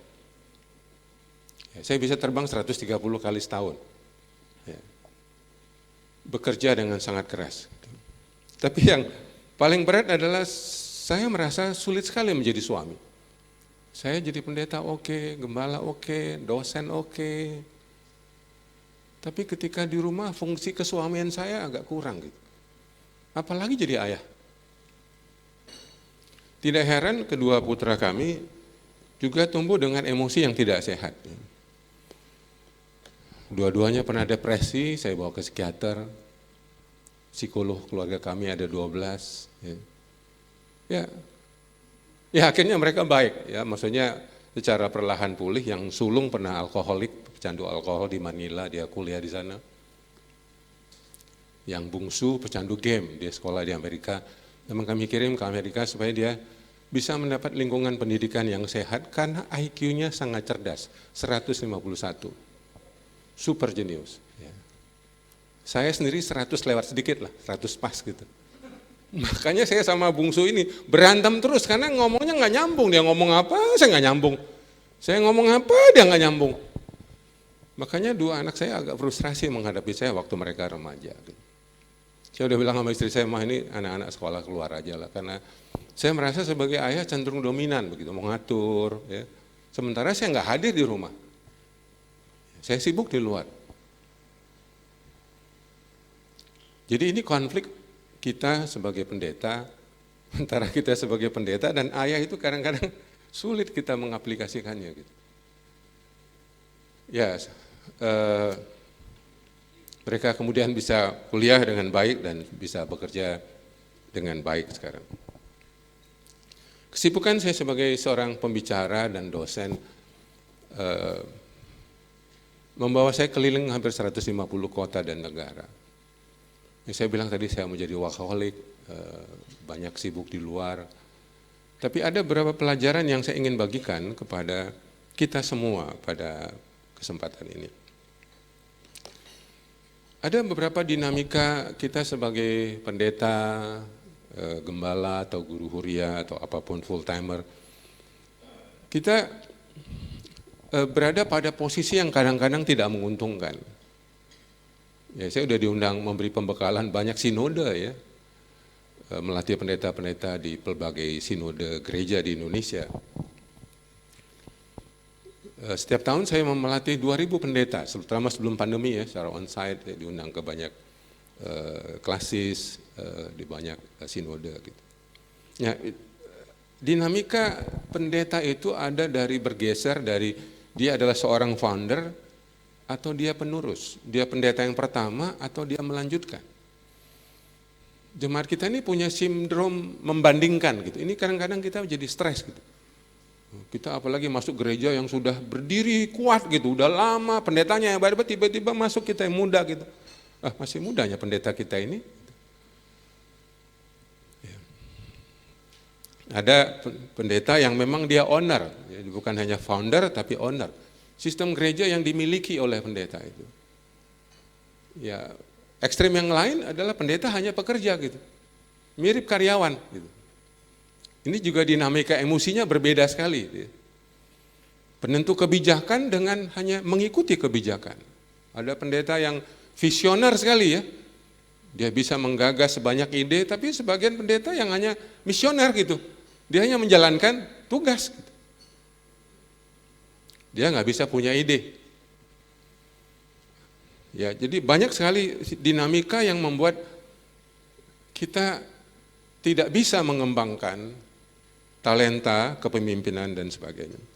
Sampai yang paling bawah ada pendeta yang sulit pensiun, ya, 80 masih aktif, ada pendeta yang wajib pensiun. Ya. Dinamikanya berbeda, ada yang gampang liburan, ada yang susah liburan. Jadi kalau kita melihat dinamika emosi kita, dinamika relasi kita, dinamika komunikasi kita, itu tergantung kita menempatkan sebagai siapa di lembaga itu. Termasuk sistem pemerintahan gereja dan sebagainya. Nah, kita tidak bisa mengubah organisasi kita udah sekian lama, dia sudah stabil, menetap, kita ikut SOP. Tapi saya mau mengatakan bahwa setiap kita perlu tahu rumah organisasi kita, budaya organisasi kita tentu menyesuaikan dengan apa yang ada di rumah organisasi kita. Saya belajar banyak dari mertua saya, Profesor Ndraha, dia seorang ahli budaya organisasi. Dia adalah pendiri dari Institut Ilmu Pemerintahan yang kemudian sekarang menjadi IPDN dan STPDN. Ya. Dia mengajarkan saya di awal sekali memulai lembaga, waktu saya mau menyerah menutup lembaga ini, dia bilang, pertama-tama ilmu kamu ini jangan besarkan organisasi. Ya, saya mengembangkan ilmu counseling gitu. Besarkanlah organisme. Sekali kau besarkan organisasi itu akan membunuhmu. Sekali kau besarkan organisme itu melindungimu. Dari situ saya ingin mengembangkan komunitas lebih daripada sekedar program organisasi. Dan berhasil. Sampai hari ini LK3 dia lembaga kecil, tapi komunitasnya besar sekali. Nah, saudara, apa aplikasinya untuk kehidupan sebagai seorang pendeta? Di antara banyak tugas program, kegiatan, jadwal, saudara utamakanlah jemaat. komunitas. Apa yang menjadi kebutuhan jemaat, jangan diabaikan hanya karena program-program tersebut. Misalnya, kebutuhan jemaat adalah kunjungan misalnya. Ya. Kebutuhan jemaat adalah didoakan waktu dia sakit. Kebutuhan jemaat adalah dihibur waktu dia berduka. Ini ada kebutuhan yang antara fokus kita kepada jemaat yang kita layani atau program-program gereja yang begitu banyak. Wah, saya nggak kebayang gitu. HKBP Serpong itu ada 1000 kakak itu. Pendeta cuma 4. Ya. Itu gimana itu? Week semua harus dikelilingi. Kadang-kadang kita kehabisan energi, tenaga, emosi, ya, hanya gara-gara mengikuti ritme program-program yang nggak pernah ada habisnya. Tapi waktu saya menjadi gembala, tahun 91, saya lebih peduli jemaat. Saya berkunjung sehari itu 5 jemaat, saya bayangkan. Jadi saya dalam setahun itu jemaat saya bisa kunjungi berkali-kali. Karena satu hari saya tetapkan 5 jemaat saya kunjungi. Sifatnya ngobrol, duduk, nongkrong, ngopi, ya, minum teh, makan pisang goreng, ngobrol-ngobrol, masuk gereja. Kunjungi lagi ngobrol, masuk gereja. Jadi dari 10 anggota jemaat 4 tahun jadi 140. Bertambah karena memang mereka merasakan saya hadir di tengah-tengah mereka. Jadi kebutuhan jemaat sekarang ini adalah kehadiran lebih daripada program. Memang Inang Pendeta ini kan 4 tahun. Coba, berapa kali jemaat dikunjungi selama 4 tahun? Jangan-jangan ada jemaat satu nggak pernah dikunjungi itu. Emang itu udah pindah ya? Kok nggak pernah ke rumah kami ya? Nah, saudara dia merasakan, kok tiba-tiba emang pendetanya udah hilang aja. Gitu. Sampai ada joke yang lucu di Siantar. Maaf ya kalau ada yang tersinggung ya, karena ini agak kurang ajar memang joke-nya. Jadi adalah perampok, penodong, biasa kan di bis, pendetanya naik bis. Ditodong satu-satu. Semua kasih uang. Si pendetanya nggak kasih uang. Kamu orang todong saya ini pendeta. Ini orang Kristen yang nodong. Penodong bilang, jangankan pendeta, Yesus saja nanti kutodong. Kamu pendeta apa kamu? Jadi saudara kadang-kadang pendeta berlindung di bawah status kependetaannya. Dia tidak sadar bahwa yang penting dari kependetaan itu adalah seberapa kita dikenal oleh jemaat kita. Ya. Walaupun di beberapa kota itu bisa berfungsi ya, seperti saya di Papua, saya mau ditodong, saya bilang saya pendeta, langsung, oh bapak pendeta, bapak pendeta. Nah itu di Papua itu selamat saya, karena mereka memang sangat hormat sama pendeta kan. Saya pernah tugas di pendeta di Papua selama 1 tahun. Jadi kita ini banyak sekali prioritas-prioritas yang membuat dinamika pertumbuhan kita sebagai pemimpin jadi sulit. Ya. Misalnya pergumulan HKBP setelah ada sentralisasi adalah dana kan, sebagian dana dibawa ke pusat. Bagaimana caranya supaya dengan dana yang terbatas program tetap lincah. Ini penting ini.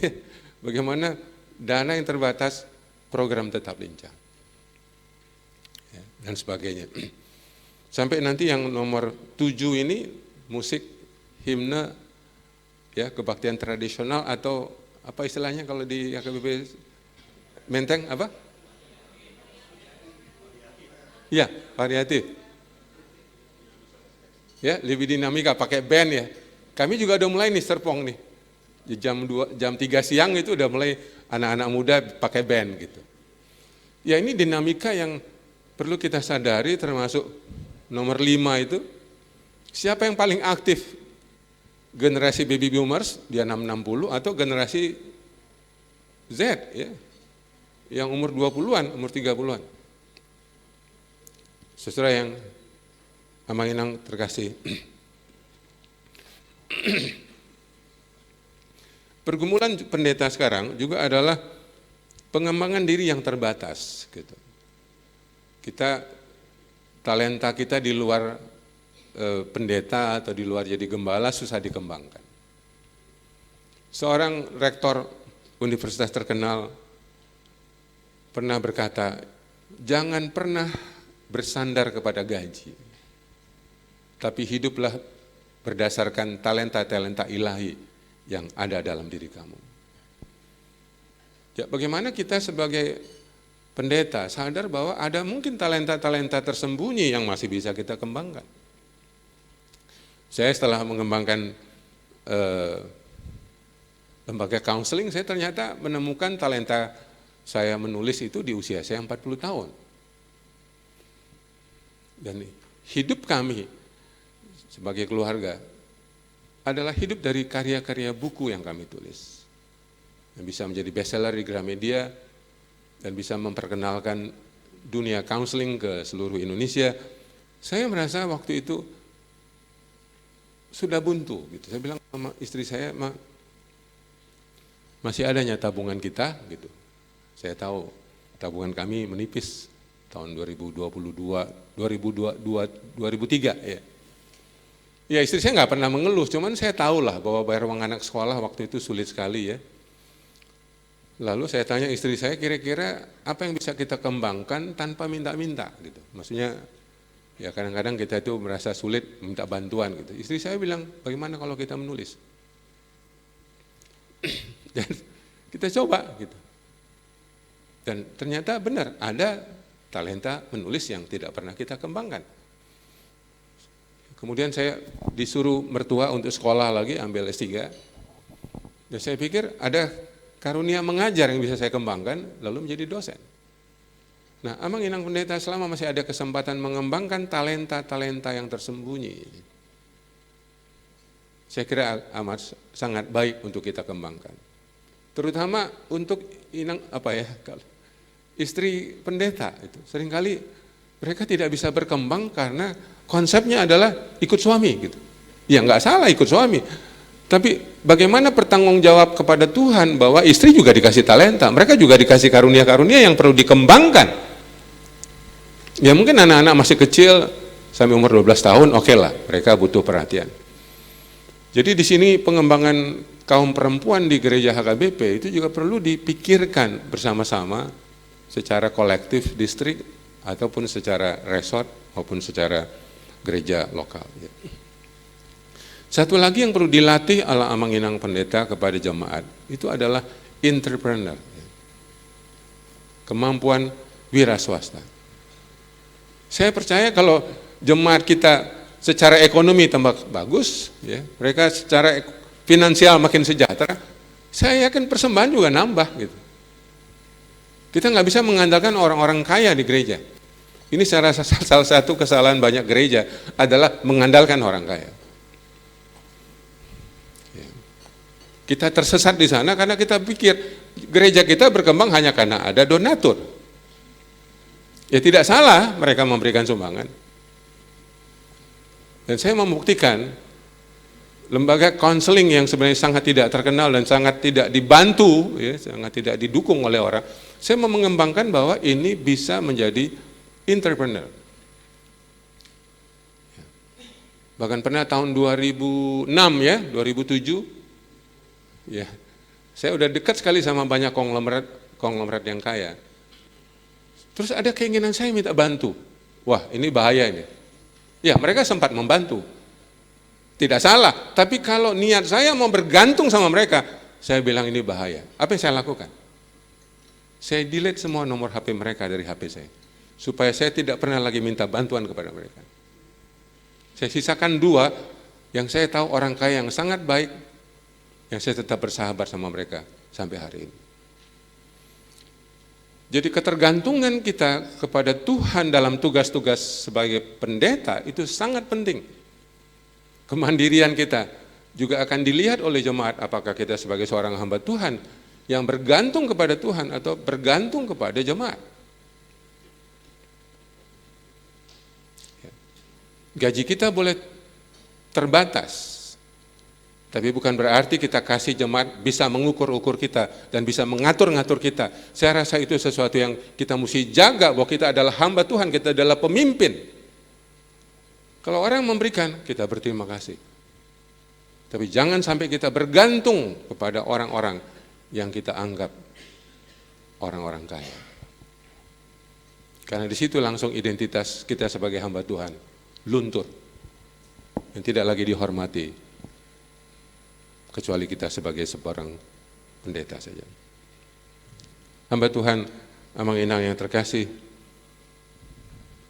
kita masuk kepada subjek kenapa banyak kita sulit membagikan masalah-masalah kita. Oh ya, saya ingin sedikit bersaksi ya.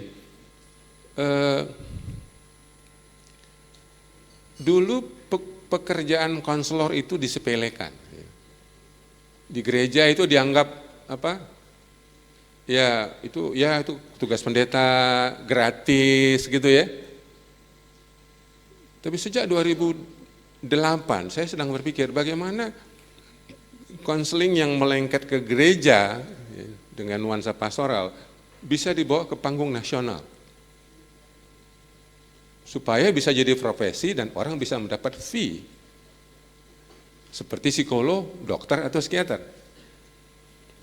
Dan beruntung 2023 itu pemerintah melalui BNSP mengeluarkan lisensi kepada kami sehingga konselor itu sudah menjadi profesi di Indonesia lintas agama.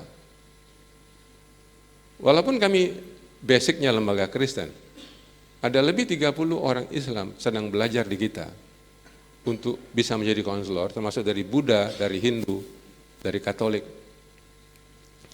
Jadi Amang Inang, kalau kita bisa melihat kebutuhan jemaat yang paling dalam, yang paling dasar, maka tidak ada yang mustahil kita bisa mengembangkan di gereja kita. Saya hanya melihat satu, sejak 1989 saya sekolah counseling di Satya Wacana.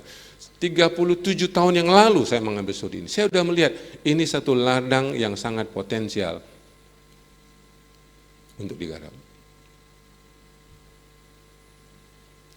Dalam perumpamaan Yesus itu ada orang membeli ladang karena di situ potensial, ya, dia dijual semua hartanya, dia beli ladang itu. Dan saya merasa saya harus membeli ladang ini.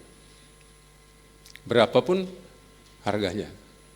Dan terakhir waktu saya studi Magister Sosiologi Pastoral ke Satya Wacana, saya nekat jual rumah supaya bisa sekolah. Beli dulu rumah, sisanya untuk sekolah. Kira-kira begitu. Jadi Amang Inang kalau kita lihat bahwa karir kita sebagai pendeta, karir kita sebagai gembala maupun di distrik, kita jangan lupa bahwa ada hal-hal yang perlu kita kembangkan. Dan saya bersyukur di lembaga kami mempekerjakan 30 orang sebagai staff full time dan ada 150 sebagai staff part time. Minimal menciptakan lapangan kerja, ya kan? Menciptakan lapangan kerja dari profesi yang sebenarnya melekat kepada Yesus Kristus sebagai the wonderful counselor. Dia menyebut namanya lewat Yesaya. Namanya disebut penasehat ajaib.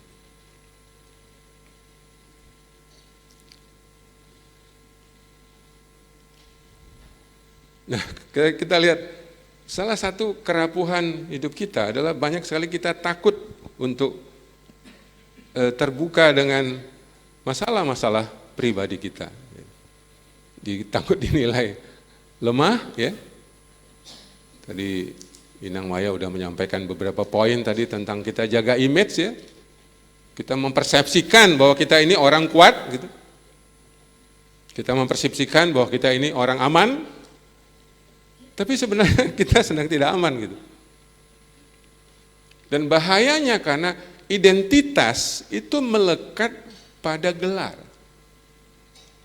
Identitas kita melekat pada pelayanan. Tidak pada identitas kita sebagai kepala rumah tangga. Sebagai suami atau istri.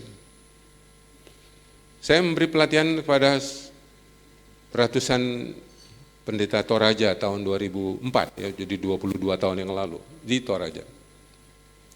Tiba-tiba habis ceramah satu pendeta datang, udah umur 40-an gitu, dia nangis gitu. Saya tanya, "Bapak, ada apa?" Saya bilang. "Saya sedih. Karena saya lupa saya punya istri. Loh kok Bapak bisa lupa? Saya sedih. Saya ternyata punya anak. Loh kok bisa Pak? Karena saya selama ini kemana-mana, saya sebut saya pendeta. Kemana-mana saya perkenalkan, saya pendeta. Dan saya dipanggil Bapak Pendeta. Dan itu membuat saya lupa, di rumah ada istri saya, ada anak-anak saya Pak. Saya mengerti air matanya. Karena saya juga pernah bertahun-tahun.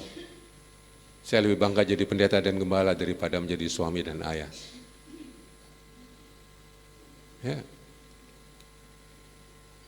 Di gereja bukan hanya banyak anak yang hilang, banyak bapak yang hilang. Ayah-ayah yang tidak lagi dirasakan oleh anak-anaknya. Jadi kalau identitas yang kita bawa kemana-mana ini adalah pendeta, ya ada satu bahaya di sana, karena ada identitas kita yang juga melekat di dalam diri kita sebagai pendeta, suami, istri, ayah, ibu, anggota masyarakat. Yang kadang-kadang ada ironi di mana kadang kita sebut pendeta supaya dapat diskon. Ini tentu akan menimbulkan satu degradasi gelar, status. Ya. Dan waktu saya workaholic, candu kerja, saya terbang ke sana ke sini, kemudian realitanya 2 anak saya depresi. Saya harus bawa ke psikolog, saya harus bawa ke psikiater. Saya lalu bertanya-tanya, lalu Tuhan untuk apa saya capek-capek bekerja? Apalagi ketika anak bungsu saya mendeklarasikan dirinya adalah ateis dan dia nggak mau ke gereja. Saya nggak mau ke gereja lagi Pak, kenapa? Aku ateis. Jangan paksa-paksa aku gereja. Ya tentu saya sedih gitu, karena saya pendeta anaknya ateis. Saya konselor anaknya depresi. Itu pergumulan batin saya, lalu saya tanya Tuhan, apakah dedikasi pengorbanan saya tidak Engkau hargai Tuhan? Lalu Tuhan menyingkapkan, ada satu motivasi yang salah dalam diri saya. Bahwa saya sibuk, bukan untuk Tuhan. Saya melayani, bukan untuk manusia. Saya sibuk untuk mencukupi kebutuhan diri saya yang tidak terpenuhi waktu saya kecil, yaitu apresiasi, penghargaan, penghormatan. Yang waktu saya mendapat panggung sebagai konselor, panggung sebagai penulis, panggung sebagai pembicara, saya diundang kemana-mana, saya menjadi lupa diri. Spotlight panggung pendeta juga kadang-kadang bikin kita silau.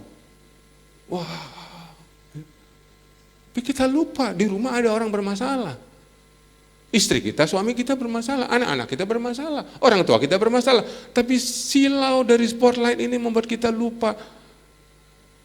Undangan-undangan ini membuat kita mabuk, lupa diri kita.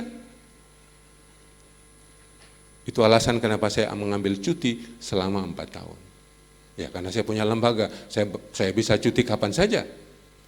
Saya pergi pulang ke Salatiga. Karena saya merasa waktu itu baca Alkitab sudah tidak terasa hidupnya. Saya berdoa tidak berasa lagi kuasanya. Bahkan saya merasa ke gereja kalau saya nggak khotbah, kering rasanya. Saya baru sadar, saya 4 tahun tidak beribadah. Saya ke gereja, tapi sebagai pengkhotbah, bukan sebagai beribadah. Saya duduk paling depan. Tapi apakah saya beribadah? No, saya hanya berkhotbah. Hati-hati sama inang pendeta. Jangan-jangan badan kita di gereja kita berkhotbah, tapi hati kita tidak lagi beribadah. Itu mengerikan. Kering.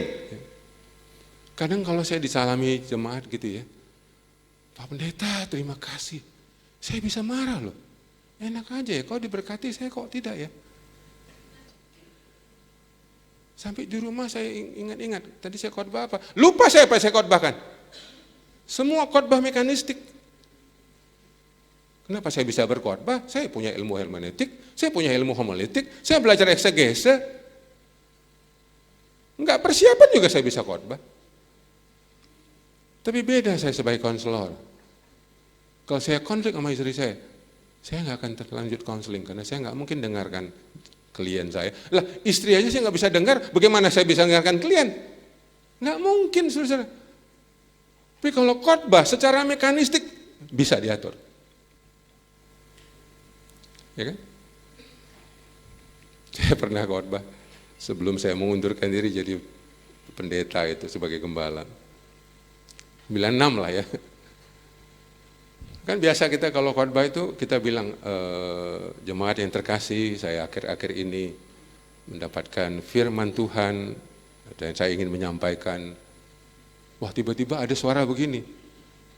Boro-boro kau dengar suara Tuhan, dengar suara bini aja kau nggak bisa. Muti saya, siapa itu?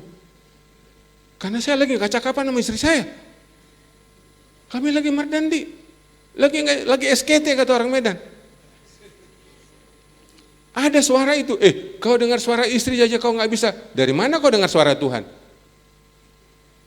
Benarkah kita mendengar suara Tuhan? Jangan-jangan itu ilmu eksegese, homiletik, hermeneutik yang kita udah pelajari di STT, titik. Itu bukan suara Tuhan. Dietrich Bonhoeffer pernah berkata, dunia ini mencari telinga orang Kristen. Tapi sayang, orang Kristen memberikan mulutnya, bukan telinganya.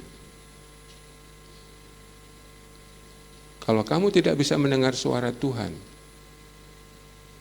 suara sesamamu, kalau kamu tidak bisa mendengar suara sesamamu, cepat atau lambat, kau tidak bisa mendengar suara Tuhanmu.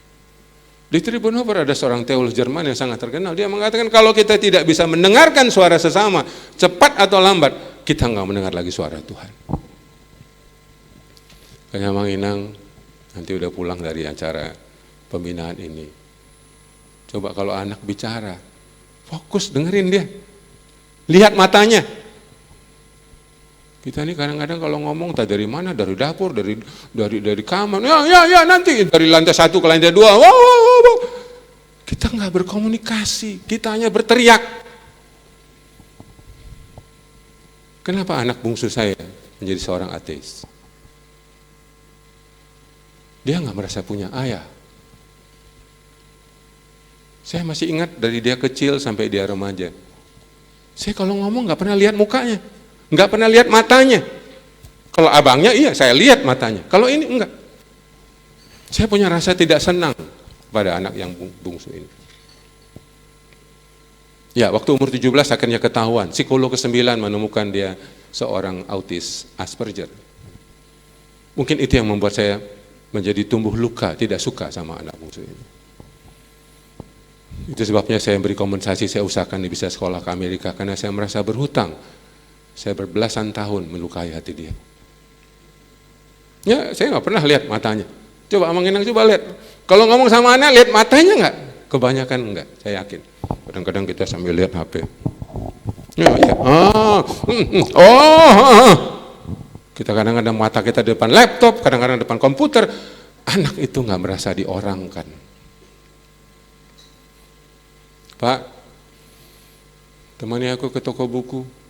Pas pula Mang Inang mau ke gereja. Bapak ada acara di gereja. Nantilah sama mama sana. Atau sama abangmu sana. Tiba-tiba, bapak capek gitu. Bukan bapak mau gitu, bapak capek. Gitu. Besok lah ya, kalau malam ini sama mama lah. Bunyi telepon bapaknya, kering gitu. Datang telepon dari Pak Heraldo. Emang pendeta ada jemaat sakit ini. Boleh nggak kita kunjungan gitu. Kebetulan speakernya dihidupkan. Didengar anaknya. Bapaknya jawab, siap, meluncur. Ya ilah, aku ajak ke Gramedia nanti. Pas jemaat sakit, meluncur. Dia bilang, bapakku sudah dirampok sama gereja. Setelah dicek ternyata sakitnya influenza, sakit flu. Dikunjungi bapaknya. Anaknya besok mau ujian, mau beli buku, bapaknya bilang capek. Anak kita bilang apa? Oh, gitu ya Bapak ya.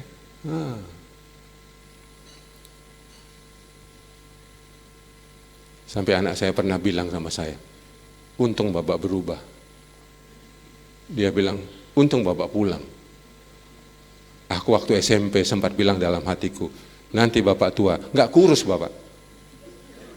Saking pahitnya hati sama saya. Tunggu Bapak tua, kau nggak akan kurus. Saya kembali ke rumah ketika anak saya kelas 1 SMA. Ya agak terlambat, umurnya udah 15 tahun. Tapi dia saya thank you sama saya, Pak. Makasih ya, kau pulang ke rumah. Itu kalimat saya nggak akan lupakan. Terima kasih kau pulang ke rumah. Amang Inang jangan lupa ya, pulang ke rumah. Pulang ke rumah. Iya.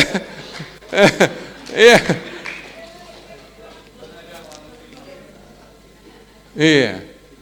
Saya pernah ngomong sama Sekjen waktu saya ngisi pembekalan pendeta se-Borneo gitu.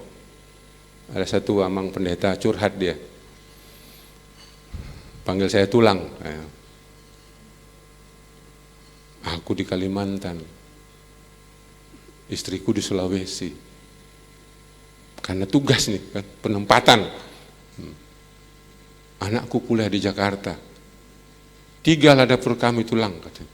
Berat.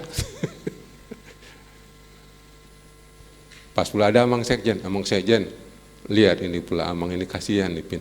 Bisa-bisa istrinya di Sulawesi, anaknya di Jakarta. Ya kadang-kadang begitu, apa yang dipersatukan Tuhan dipisahkan sama gereja. Ini realita ini.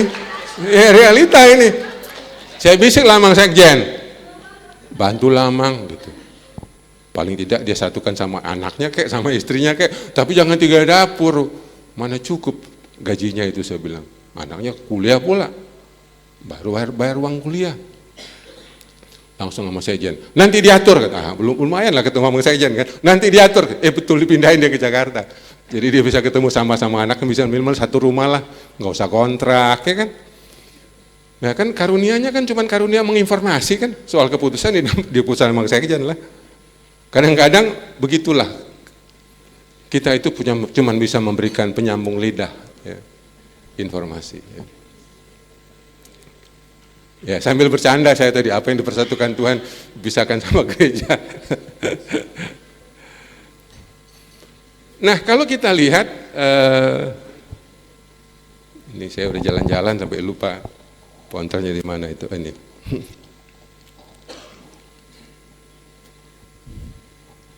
Kenapa kita makin aktif, makin sibuk, ya, makin banyak keluar rumah?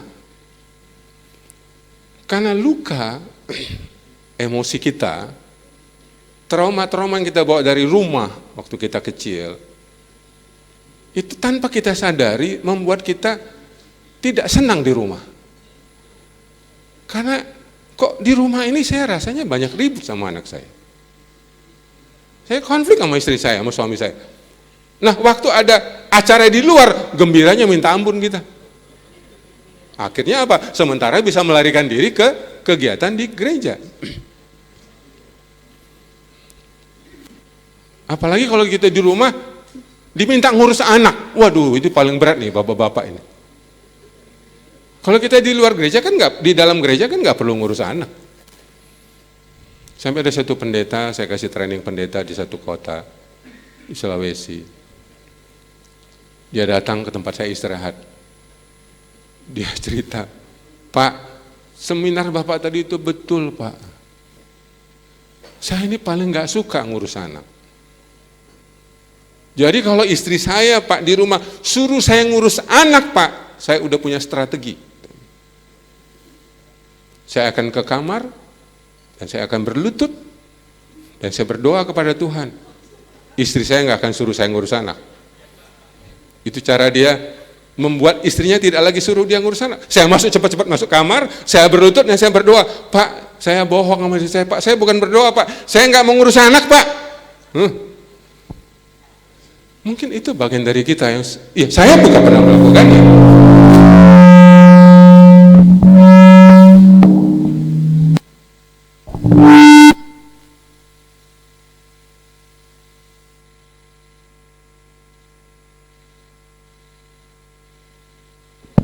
Ya, maaf ya. Saya juga pernah terjebak tahun 2014 ketika saya merasa komunikasi saya sama bungsu nggak begitu membaik walaupun saya sudah berusaha. Saya sempat pergi lagi mau memenuhi undangan itu. Tapi saya merasa, saya udah sadar saya ini melarikan diri ini, udah nggak benar. Setahun kemudian, saya bilang sama sekretaris saya, semua undangan di cancel. Jangan pernah terima lagi. Sampai 2017. Sampai sekarang saya menolak 100 undangan setiap tahun. Saya tahu itu sumber income, tapi saya harus prioritas kepada lembaga yang saya layani. Saya tahu Tuhan akan memberkati dengan cara yang berbeda. Jadi kalau kita melihat kita aktif secara rohani, belum tentu menunjukkan jiwa kita itu sehat. Tidak otomatis. Mental kita oke, emosi kita tumbuh dengan baik.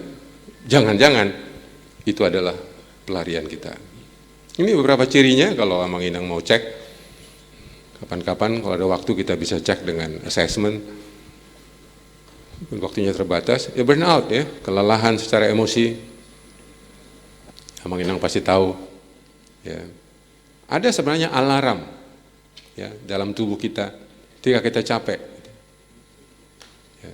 Termasuk misalnya tidur jadi susah, ya karena kita capek, pikiran kita jalan kemana-mana. Besok ada undangan ini, besok ada rapat ini, besok ada week ini. Badan kita di kasur, jiwa kita melayang-layang. Dan yang paling mengerikan adalah kita pendeta punya ratusan jemaat, tapi kesepian. Ya, kita ada di Jakarta, tapi kita kesepian. Kenapa kita kesepian? Karena nggak punya teman cerita. Jemaat bermasalah, dia cari pendeta. Kalau pendeta bermasalah, cari siapa? Mempreses lah. Makanya mempreses perlu belajar konseling ini. Iya, sedikit-sedikit pasti mempreses, benar sekali. Gitu.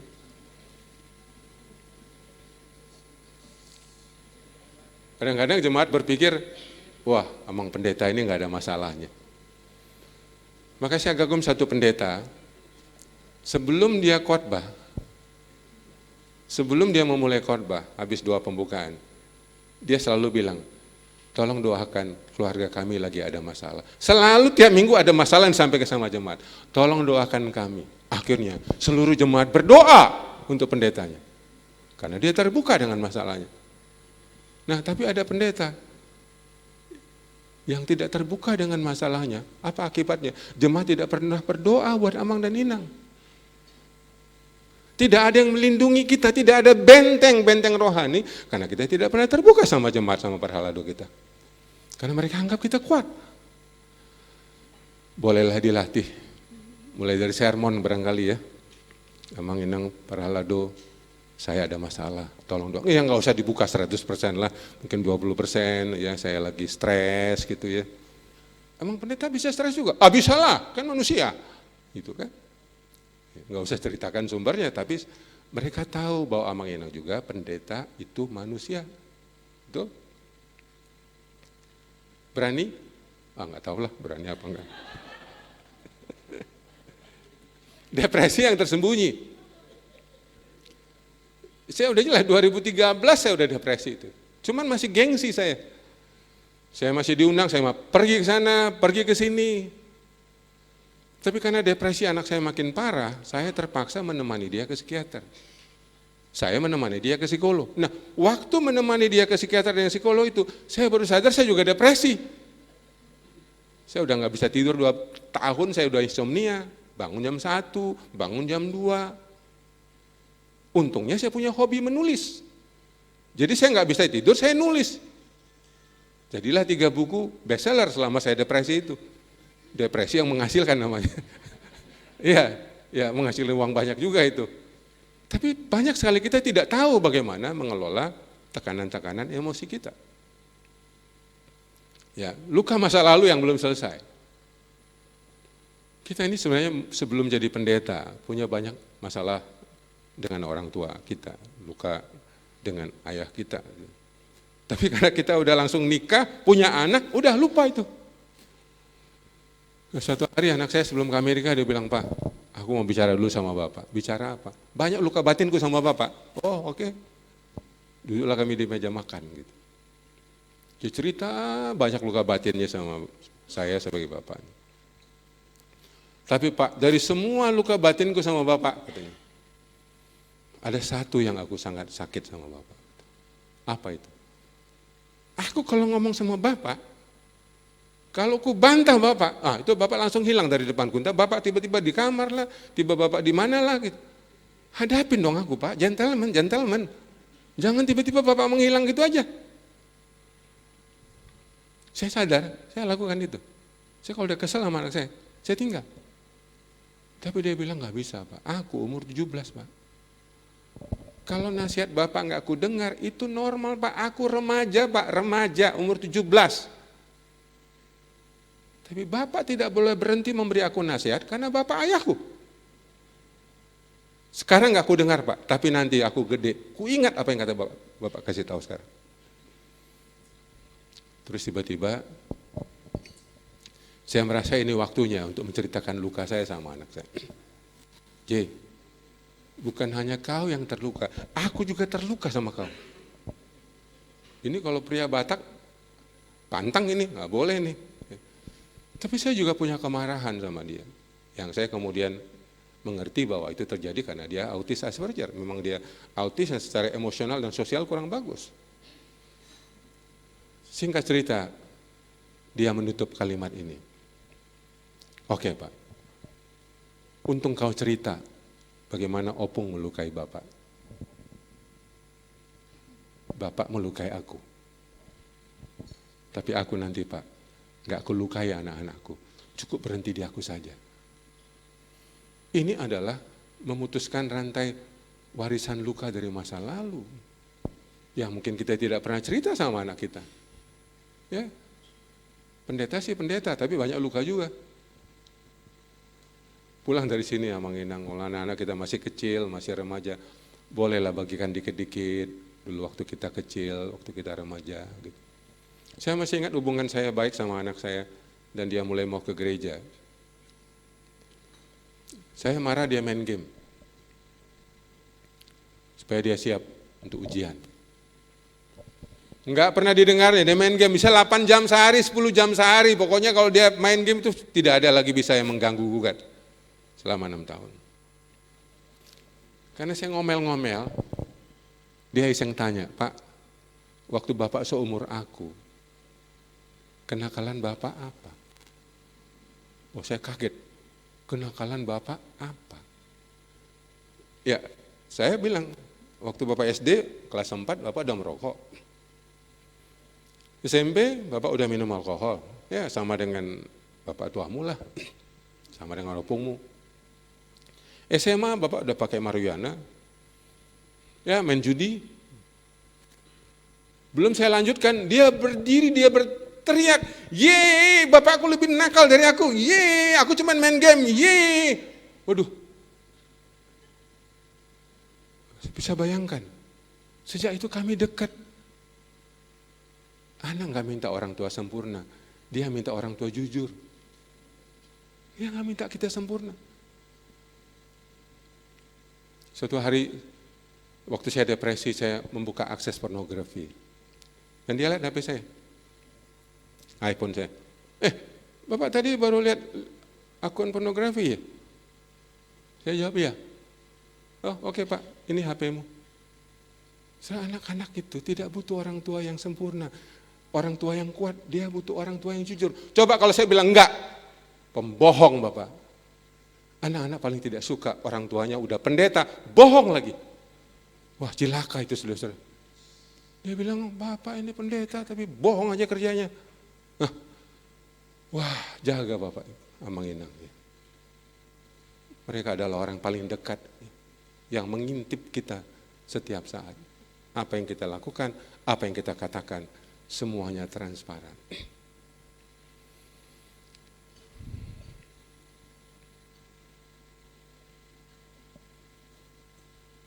Mau jadi tegang ya?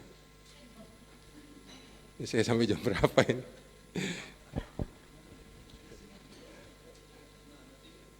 Sepuluh 54. Saya sampai jam 12 ya? Inang Maya, oke. Ya jadi ini pergumulan mental kita yang kebetulan nggak banyak yang peduli sama kita. Kita peduli tiap hari sama jemaat, tiap hari peduli sama gereja, sama perhalado. Yang peduli sama pendeta siapa? Hampir nggak ada. Inilah nasib kita ya. Sebagai seorang pendeta yang punya posisi yang tinggi, tapi nyaris nggak ada yang peduli. Ya, nah, maka betul tadi itu ada permintaan, bikinlah pembinaan bawa pasangan, betul nggak? Kalau bisa jangan 1 hari tapi 4 hari, 4 hari apa 2 hari tadi? Karena Amang Preses nggak ada yang memperhatikan kebutuhan pendeta kecuali memang distrik, nggak ada lagi, siapa? Nggak ada. Ya, nggak ada. Saya nggak tahu Amang Inang di gereja KBP DKI ini masih ada nggak tradisi jemaat kasih persembahan lewat kantong kolektor untuk Amang Inang pendeta, masih ada nggak itu? Hah?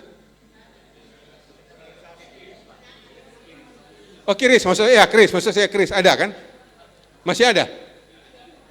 Wah, saya mesti turun ini. Jangan sampai bohong ya.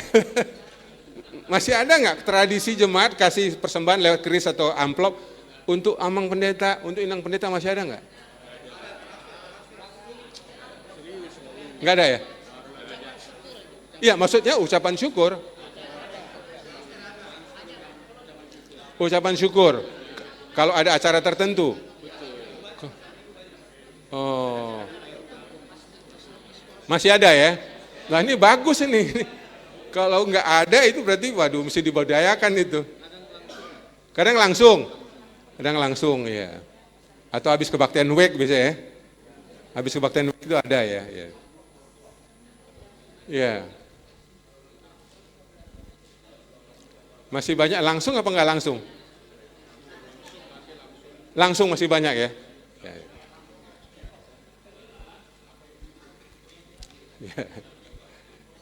Ya ini menurut saya, ya tradisi menurut saya itu tradisi yang baik ya, karena saya selalu bilang sama perhalado sama jemaat, sebelum kita melayani Tuhan yang tidak terlihat, layanilah hamba Tuhanmu yang terlihat. Jangan pernah bilang kau melayani Tuhan dengan baik, tapi kau nggak pernah melayani hamba Tuhanmu dengan baik. Saya selalu menyuarakan ini karena banyak sekali orang lupa. Waktu melayani Tuhan, kamu ingat harus melayani hambanya yang kelihatan.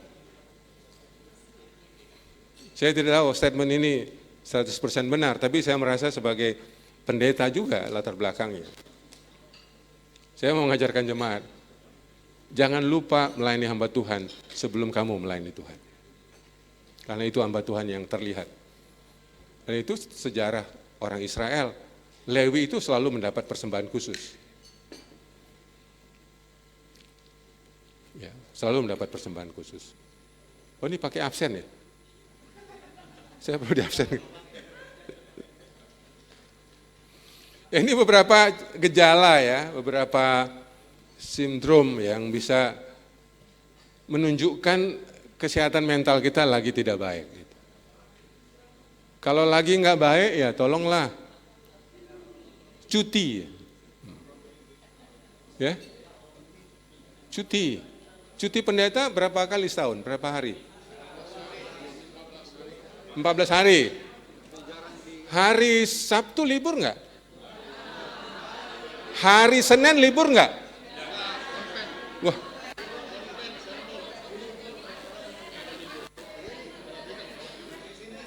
Berat juga jadi pendeta ya. Sabtu nggak libur ya kan? Senin ada acara, jadi liburnya cuma 14 hari itu. Waduh. Hari Minggu juga nggak libur di gereja. Ya. Selain pendeta yang dipindah-pindah, persoalan banyak gereja pendeta adalah tidak ada hari libur. Ada beberapa gereja liburnya Senin, anaknya libur Sabtu, bapaknya libur Senin. Kapan ketemunya? Istrinya libur Sabtu, suaminya libur Senin. Kapan ketemunya? Yang lebih parah lagi, tidak ada libur. Nah, wajar nih. Kapan mau nonton? Ah, nggak akan ada nonton sudah. Kapan mau nikmati hobi? Udah nyaris kehilangan hobi. Amang Inang kalau sudah nggak punya hobi, itu salah satu tanda depresi. Udah nggak tahu lagi bagaimana menghibur diri. Ya.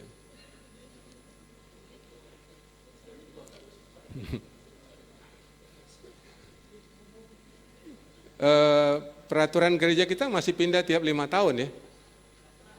4 ya. Bisa diperpanjang jadi 8. Bisa ya. Oke.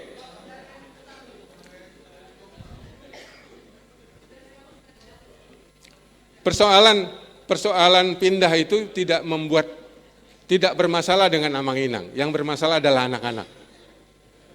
Karena mereka harus ganti-ganti teman, ganti-ganti sekolah. Dan ini salah satu kemarahan tersembunyi dari anak-anak pendeta adalah mereka harus pindah walaupun mereka tidak suka. Kalau kita kan udah tahu aturan, oh saya harus pindah gitu. Lah anak kita kan bukan pendeta, dia hanya anak pendeta yang harus ikut-ikut bapaknya. Jadi kalau ada anak komplain tentang pindah-pindah, saya rasa Amang Inang mesti dengar, karena itu satu pergumulan anak di usia anak atau remaja adalah mereka maunya teman itu permanen. Tapi mereka kemudian juga harus pindah. Ya, kalau anak saya bisa menjadi ateis, saya bisa mengerti. Dia juga hatinya pahit. Dia bilang begini, gara-gara Bapak, saya tidak pernah menetap di satu gereja. Hari Minggu gereja mana, hari Minggu di kota mana, hari Minggu di negara mana. Kami tidak pernah berakar Pak di satu gereja gara-gara Bapak. Saya bisa mengerti kemarahan anak saya, karena kemana saya pergi, saya bawa dia. Kemana saya pergi, saya bawa dia. Akibatnya 2 anak saya tidak pernah tertanam di gereja. Ya, kita bisa stabil karena kita pendeta. Anak kita, dia anak pendeta, dia bukan pendeta. Termasuk mungkin pasangan kita juga bergumul. Saya ngisi satu pelatihan distrik, saya nggak sebut distriknya. Satu Amang curhat sama saya karena istrinya pendeta.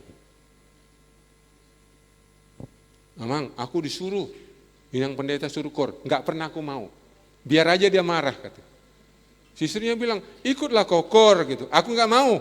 Jadi kadang-kadang bisa bermasalah istrinya pendeta, ini suaminya ini agak bergumul karena dia udah di kantor sudah sibuk, ya kan. Tiba-tiba harus ikut aktif di gereja. Nah ini di sini konflik suami istri nggak bisa terbantah. Ini keributan kami emang. Setiap kali di gereja disuruhnya aku ikut kor, ama, gak mau aku. Katanya. Ya berantem dah. Istrinya bilang, ya haruslah, wajiblah. Nah saudara, ini tidak mudah dinamika. Yang pendeta adalah istrinya. Kalau Amang pendeta, istri dipanggil apa? Inang pendeta juga? Ya kan? Dipanggil juga inang pendeta kan? Inang preses gitu kan? Tapi kalau istrinya yang pendeta, suaminya dipanggil apa? Amang pendeta juga? Oh sama ya. Ya. Yeah.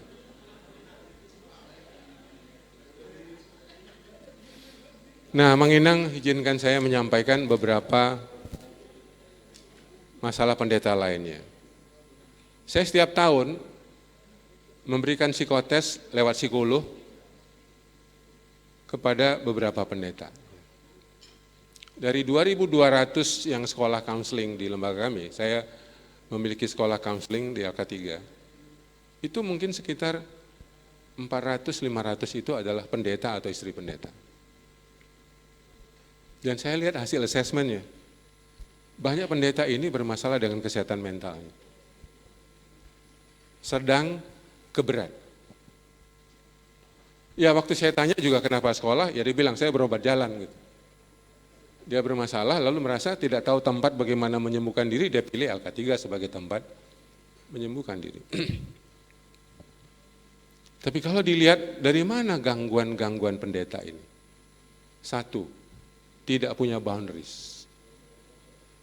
Sulit berkata tidak. Amang Inang dipanggil kadang-kadang 24 jam kan. Saya berharap Amang Inang tahu kapan mematikan mensalin HP. Kasih tahu sama jemaat, saya jam sekian sampai jam sekian, saya tidur, saya tidak menghidupkan HP. Kalau saya libur sama anak saya matikan HP. Saya nggak tahu, saya habis ini dimarahin Amang Preses nggak ya? Ya pokoknya dikomunikasikan, kecuali kalau perhalalunya keberatan, ya kan? Kalau perhalalu keberatan, jangan Amang, kami butuh, ya udah. Gak tahu Amang Preses bagaimana? Kalau pendeta itu boleh matikan HP malam-malam sampai pagi, boleh nggak? Boleh. Oke. Kalau lagi cuti? Apalagi cuti? Wah ini modern ya Amang Preses ini. Katanya boleh. Tepuk tangan dong buat Amang Preses. Ya. Berapa tahun lagi pensiun Amang? 4 tahun lagi. Jadi baru sekali lagi, habis itu nggak bisa jadi Preses. Udah nggak bisa lagi. Oh, kalau bisa mau ku promosi kan Amang. Masuk ke Pera aja. Ya, jadi saudara, ini salah satu sumber gangguan pendeta adalah tidak bisa berkata tidak. Kalau Amang Inang sudah janji sama anak, terus dipanggil jemaat yang urusannya sebenarnya tidak begitu penting, misalnya bukan kematian, misalnya ya. Ya mungkin dia sakit influenza, ya kan influenza, ya udahlah majelis Parhalado aja suruh, ngapain influenza mesti pendeta yang datang. Atau anaknya ulang tahun, ya kalau suruh berdoa, saya agak terlambat ya, saya masih ada acara sama anak saya, ya why not, karena udah janji sama anak. Apalagi si jemaatnya mendadak kasih tahu, saya udah janji sama anak saya. Ini tidak mudah, saya katakan tidak datang, tapi mungkin jangan sampai menyakiti hati anak kita. Kenapa? Jangan lupa, setelah kita sakit, tua dan sekarat, siapa yang ada di samping kita? Jemaat yang datang? Siapa yang hadir di tengah kita kalau kita sakit, tua dan sekarat? Kita stroke, anak juga. Pasangan. Ya. Nih, 2. Kita dibandingkan dengan pendeta sebelumnya. Betul nggak? Masih ada ini? Yang ketiga, istri selalu dituntut untuk wajib ikut suaminya. Masih nggak? Gimana Inang Preses? Ngalamin? Masih ya? Mana Inang gitu kan? Ya? Ini. Ya. Yang keempat adalah kalau gereja itu pendeta sentris. Ya. Apa-apa tunggu pendeta. Doa makan tunggu pendeta. Wah ini bahaya saudara, kalau kita tidak memberdayakan jemaat, kasihan jemaat yang nggak berkembang. Saya kemarin senang, saya pertama kali lihat yang khotbah di HKBP Serbong itu bukan pendeta. Yang berkhotbah adalah Inang Parhalado yang hari itu pensiun. Kebetulan dia pernah sekolah penginjil di HKBP. Wah, berbeda sekali ya. Dia khotbahnya berapi-api kayak Inang Maya tadi ya. Eksegesinya oke, hermeneutiknya oke. Saya pikir-pikir, ya sekali-sekali jemaat Parhalado begini yang punya talenta mengajar diberdayakan di gereja, walaupun mungkin tidak di mimbar, karena kan mimbar itu sudah ditentukan ya. Tapi saudara, kalau kita jadi pendeta sentris, apa-apa pendeta, lama-lama kita burn out. Saya dulu burn out, karena kalau ada klien, konselingnya mau sama saya. 2008 saya sadar, ini ada yang salah. Maka saya mulai pendidikan counseling tahun 2008. Bekerja sama dengan banyak STT dan universitas. Saya fokus menghasilkan konselor, bukan menerima klien. Dan sekarang, konselor kami tersebar di 100 kota dan negara. Dan tiap kali klien mau datang, saya kasih sama konselor lain. Kecuali dia memaksa. Saya bilang tunggu 2 bulan baru bisa dapat. Saya tidak perlu lagi burnout. Karena di lembaga kami sudah ada 120 konselor yang bisa menerima klien. Kalau di Jemaat Amang Inang bisa ada 10-12 orang para halado yang dilatih, bisa berkunjung, bisa membawakan firman di WEK dengan baik, bisa melakukan tugas-tugas kependetaan, Amang Inang aman. Nanti mau cuti juga aman. Cuti juga aman. Saya pernah bawa 4 Amang Inang pendeta kami di Serpong. Saya tanya, Amang, kapan liburan terakhir? Wah, udah lama katanya. Pernah ke Bali? Enggak pernah. Gimana kalau aku ajak ke Bali liburan? Wah, tapi pergumulannya 4 pendeta meninggalkan gereja, ini bingung ini. Pas pula hari sermon, hari Selasa. Tapi saudara, mereka bicara baik-baik sama Amang Paralado, Minang Paralado, dan akhirnya mereka boleh berempat liburan ke Bali waktu itu. Ya, mereka bisa meninggalkan tugas, sudah kasih bagi-bagi, ada Amang pendeta Pagaran gitu ya, lalu ya udah selesai. Tapi kalau gereja itu terlalu kekanak-kanakan, apa-apa harus ada pendeta, Amang Inang pendeta susah sendiri nanti. Susah sendiri. Mau apa-apa harus ada Amang pendeta. Ya. Oke, sampai di sini saya capek juga, haus, mau minum kopi. Boleh nggak tanya jawab dulu Inang Maya? Saya mulai ngos-ngosan saya ini. Aduh, saya minum dulu. Boleh 2-3 orang kasih pertanyaan. Nih, besok kalau boleh ada mic yang di kuping, pegal juga nih tangan nih.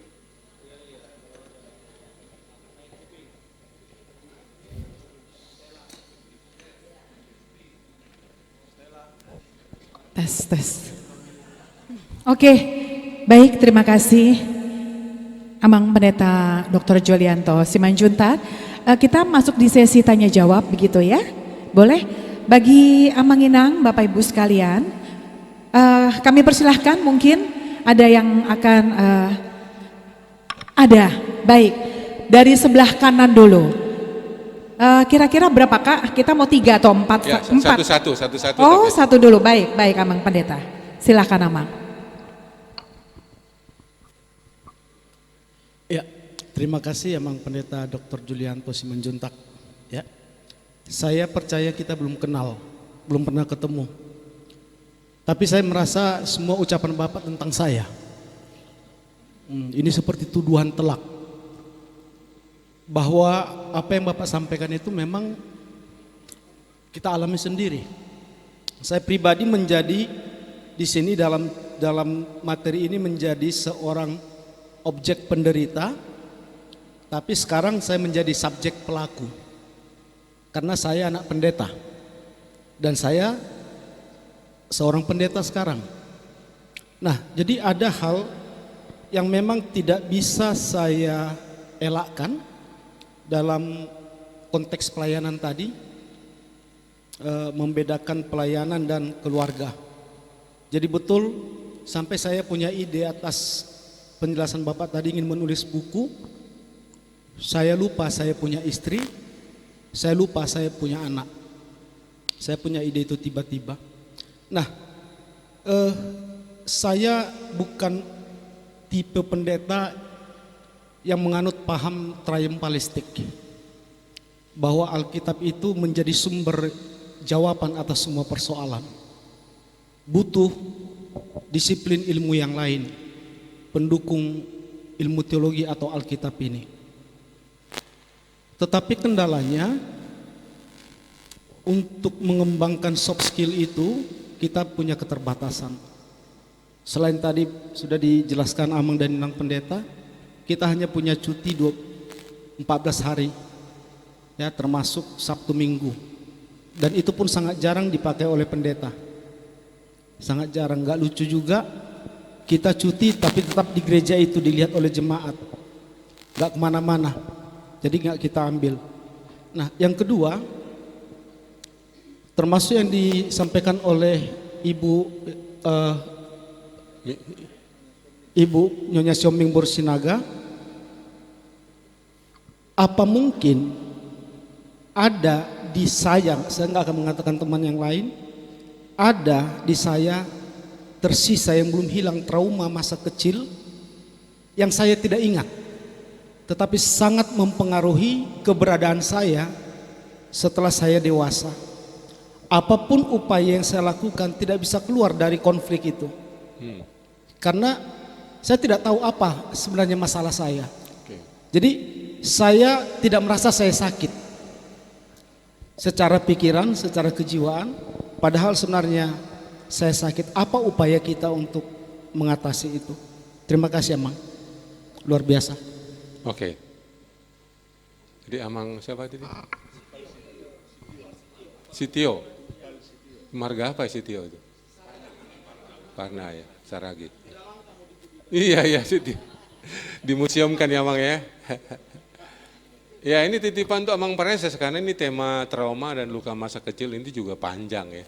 Sehari juga belum tentu selesai itu. Ada assessmentnya ya. Yang pertama biasanya buah trauma atau luka itu kita mengulangi apa yang dulu kita tidak suka. Misalnya dulu orang tua kita sibuk meninggalkan kita. Sekarang kita juga tinggalin anak kita mengulangin itu. Ya kan sama. Dulu kita korban, sekarang kita jadi pelaku. Yang kedua adalah kita suka mengingat-ingat itu. Tiap kali apa, peristiwa apa, terus ingat pengalaman itu. Tercetus lagi dia. Kayak dulu bapakku ya. Dulu kayak mamaku ya. Langsung kita ingat, dulu waktu aku kecil gitu. Jadi memorinya itu nggak pernah lepas. Yang ketiga, kita menghindari. Kalau kita punya trauma relasi sama seorang, kita enggan ketemu dia. Kalau ketemu dia, kita sembunyi, kita lari dari tempat yang lain. Rasanya kalau boleh nggak ketemu orangnya atau tempat objeknya misalnya, kita nggak suka melihat Brastagi karena pernah punya trauma di situ. Kalau boleh nggak usah ke Brastagi lah, langsung ada kenangan buruk gitu. Nah, itu buah dari trauma itu. Yang lain adalah ya seringkali terbawa pada waktu kita tidur. Apakah kita ingat sebelum tidur atau terbawa mimpi? Ya, saya punya trauma dengan kimia. Saya mimpi kimia itu sampai umur saya 45 tahun. Tiap kali mimpi ketemu sama guru saya namanya Ibu Azizah. Besok kita ujian kimia, saya rasa mau kencing-kencing aja tuh. Dan saya merasa bodoh gitu, merasa goblok. Tiba-tiba saya bangun, untung mimpi. Makanya ada perasaan minder. Ya, termasuk trauma dengan bahasa Inggris misalnya. Kadang-kadang kita merasa kalau orang berbahasa Inggris kita kok rasanya gak nyaman ya. Merasa kita bodoh sendiri ya. Ada perasaan tidak berdaya itu. Ketemu dengan objek di mana pernah membuat kita marah. Yang terakhir adalah kita nggak menikmati apa yang harusnya kita nikmati. Contoh ulang tahun. Saya nggak yakin Amang Inang semua suka ulang tahun. Saya termasuk orang yang tidak suka ulang tahun sampai umur saya 52 tahun. Pertama kali saya merayakan ulang tahun umur saya 52 tahun. Sebelumnya saya selalu marah kalau staf kasih ucapan di sosial media, saya akan marah. Karena saya waktu kecil nggak pernah dirayakan ulang tahun.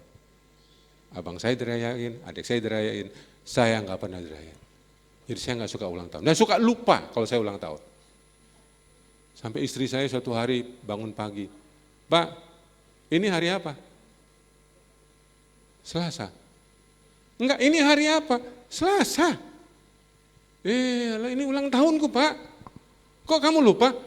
Saya bilang, aku ulang tahunku aja lupa, apalagi ulang tahunmu. Aku aja ulang tahunku lupa, boro-boro ingat ulang tahun istri.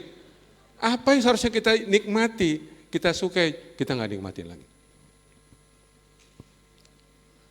Titip Mamang Preses, ini satu tema perlu 2 hari di kantor distrik ini. Ya, gitu ya. Emang saya nggak bisa menjawab lengkap karena ini waktunya terbatas.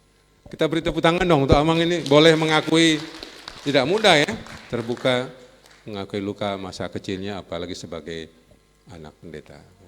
Siapa lagi tadi? Inang, masih ada? Cukup ya, silakan. Iya. Habis ini ya, yang terakhir situ dulu sudah ada mic-nya, silakan. Di sini dulu habis aja. itu kesini nanti depan. Sebutkan Amang nama dan gereja, kalau bisa singkat saja pertanyaannya. Baik, terima kasih Pak. Terima kasih Amang Pendeta. Tadi saya dengar, saya tertarik sekali dengan Amang yang Oh maaf, saya Pendeta Anggiat Huta Barat. Pendeta Huta Barat, oke. Tanggal lahir nggak usah Pak ya. Oke. Dari HKBP Diaspora. Sedikit saja Pak. Tadi saya tertarik tentang pengalaman Bapak yang meladeni si bungsu tadi. Saya nggak tahu apakah benar tadi saya dengar agak ada autisnya atau ada kurang sehat. Ya, autis Asperger ya. Iya ya. Nah jadi ada sesuatu yang mengganjal, apakah merasa apa yang membuat sehingga nggak mau lihat wajahnya kalau ngomong dan selalu menghindar atas permintaannya. Nah kebetulan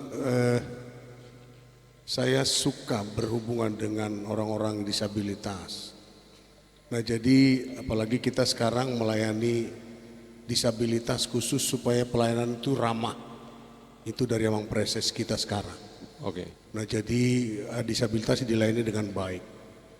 Dan ajakan-ajakan di HKBP distrik ini sekarang justru supaya dilayani tidak hanya memberikan bantuan sosial setiap kalau sakit atau sekali setahun gitu.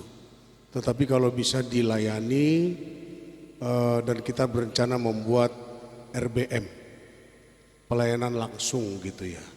Dan ada sentra untuk pelayanan khusus didatangkan ke sentra itu nanti. Nah tadi agak berpikir saya, seharusnya seperti apa sih pelayanan disabilitas dan terhadap anak yang berkekurangan atau ya berkebutuhan khusus itu Pak ya. Nah jadi apakah itu sangat mengganggu, satu lagi agak mengganggu ke pelayanan kita. Saya lihat ada beberapa pendeta yang menghadapi anak-anak seperti ini.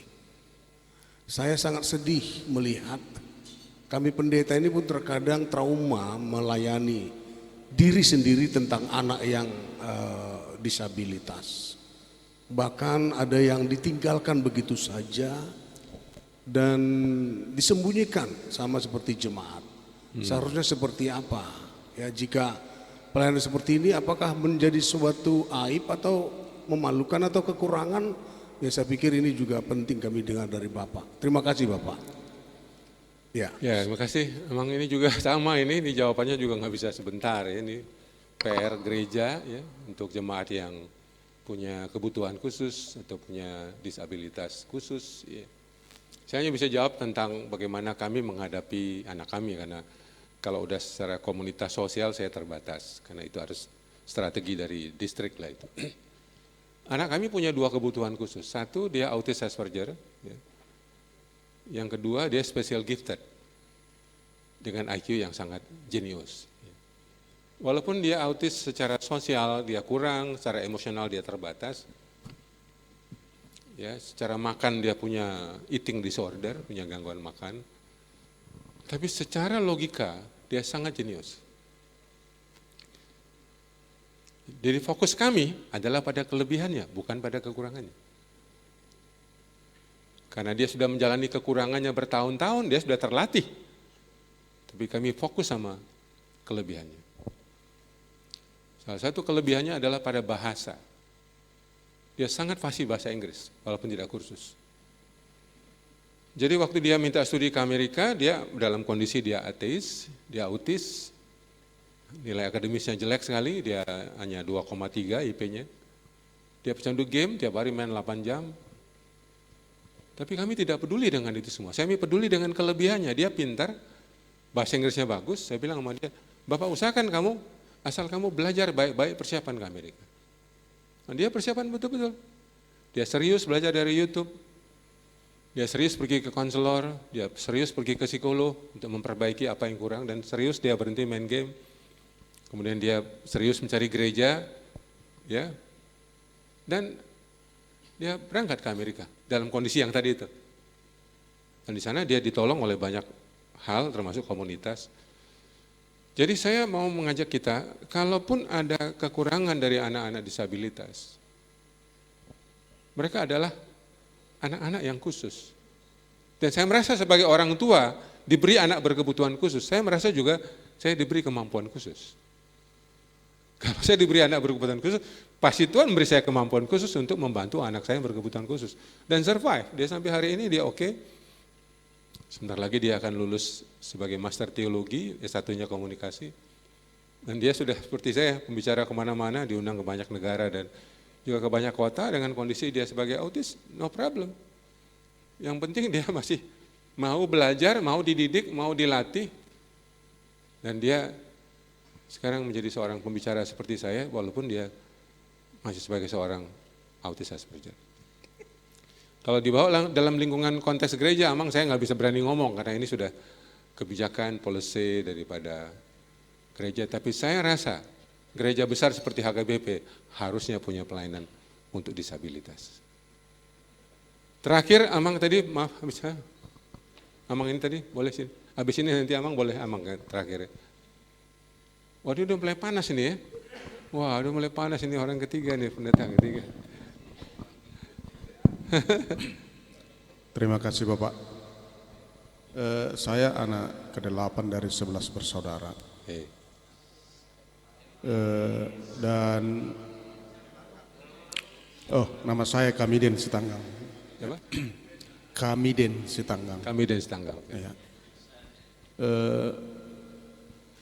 Ada pengalaman yang mungkin tidak ini sama bapak saya, tapi beliau sudah meninggal 31 tahun yang lalu.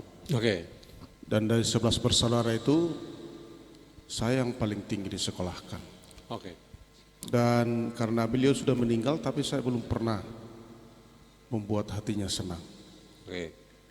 Nah tentu ini dari penjelasan yang bapak sampaikan tadi beberapa saat saya ada terharu dan menangis, mengingat orang tua saya yang berjuang untuk saya, tapi saya tidak sempat menyenangkan hatinya, kira-kira seperti itu Bapak. Terima kasih. Bang Kamiden anaknya berapa? 3 Pak. 3 ya? 2 laki-laki 1 perempuan. Oke. Ada 2 yang bisa dilakukan. Satu adalah rekonsiliasi secara imajiner. Terus yang kedua adalah membalas secara benar kebaikan orang tua kita.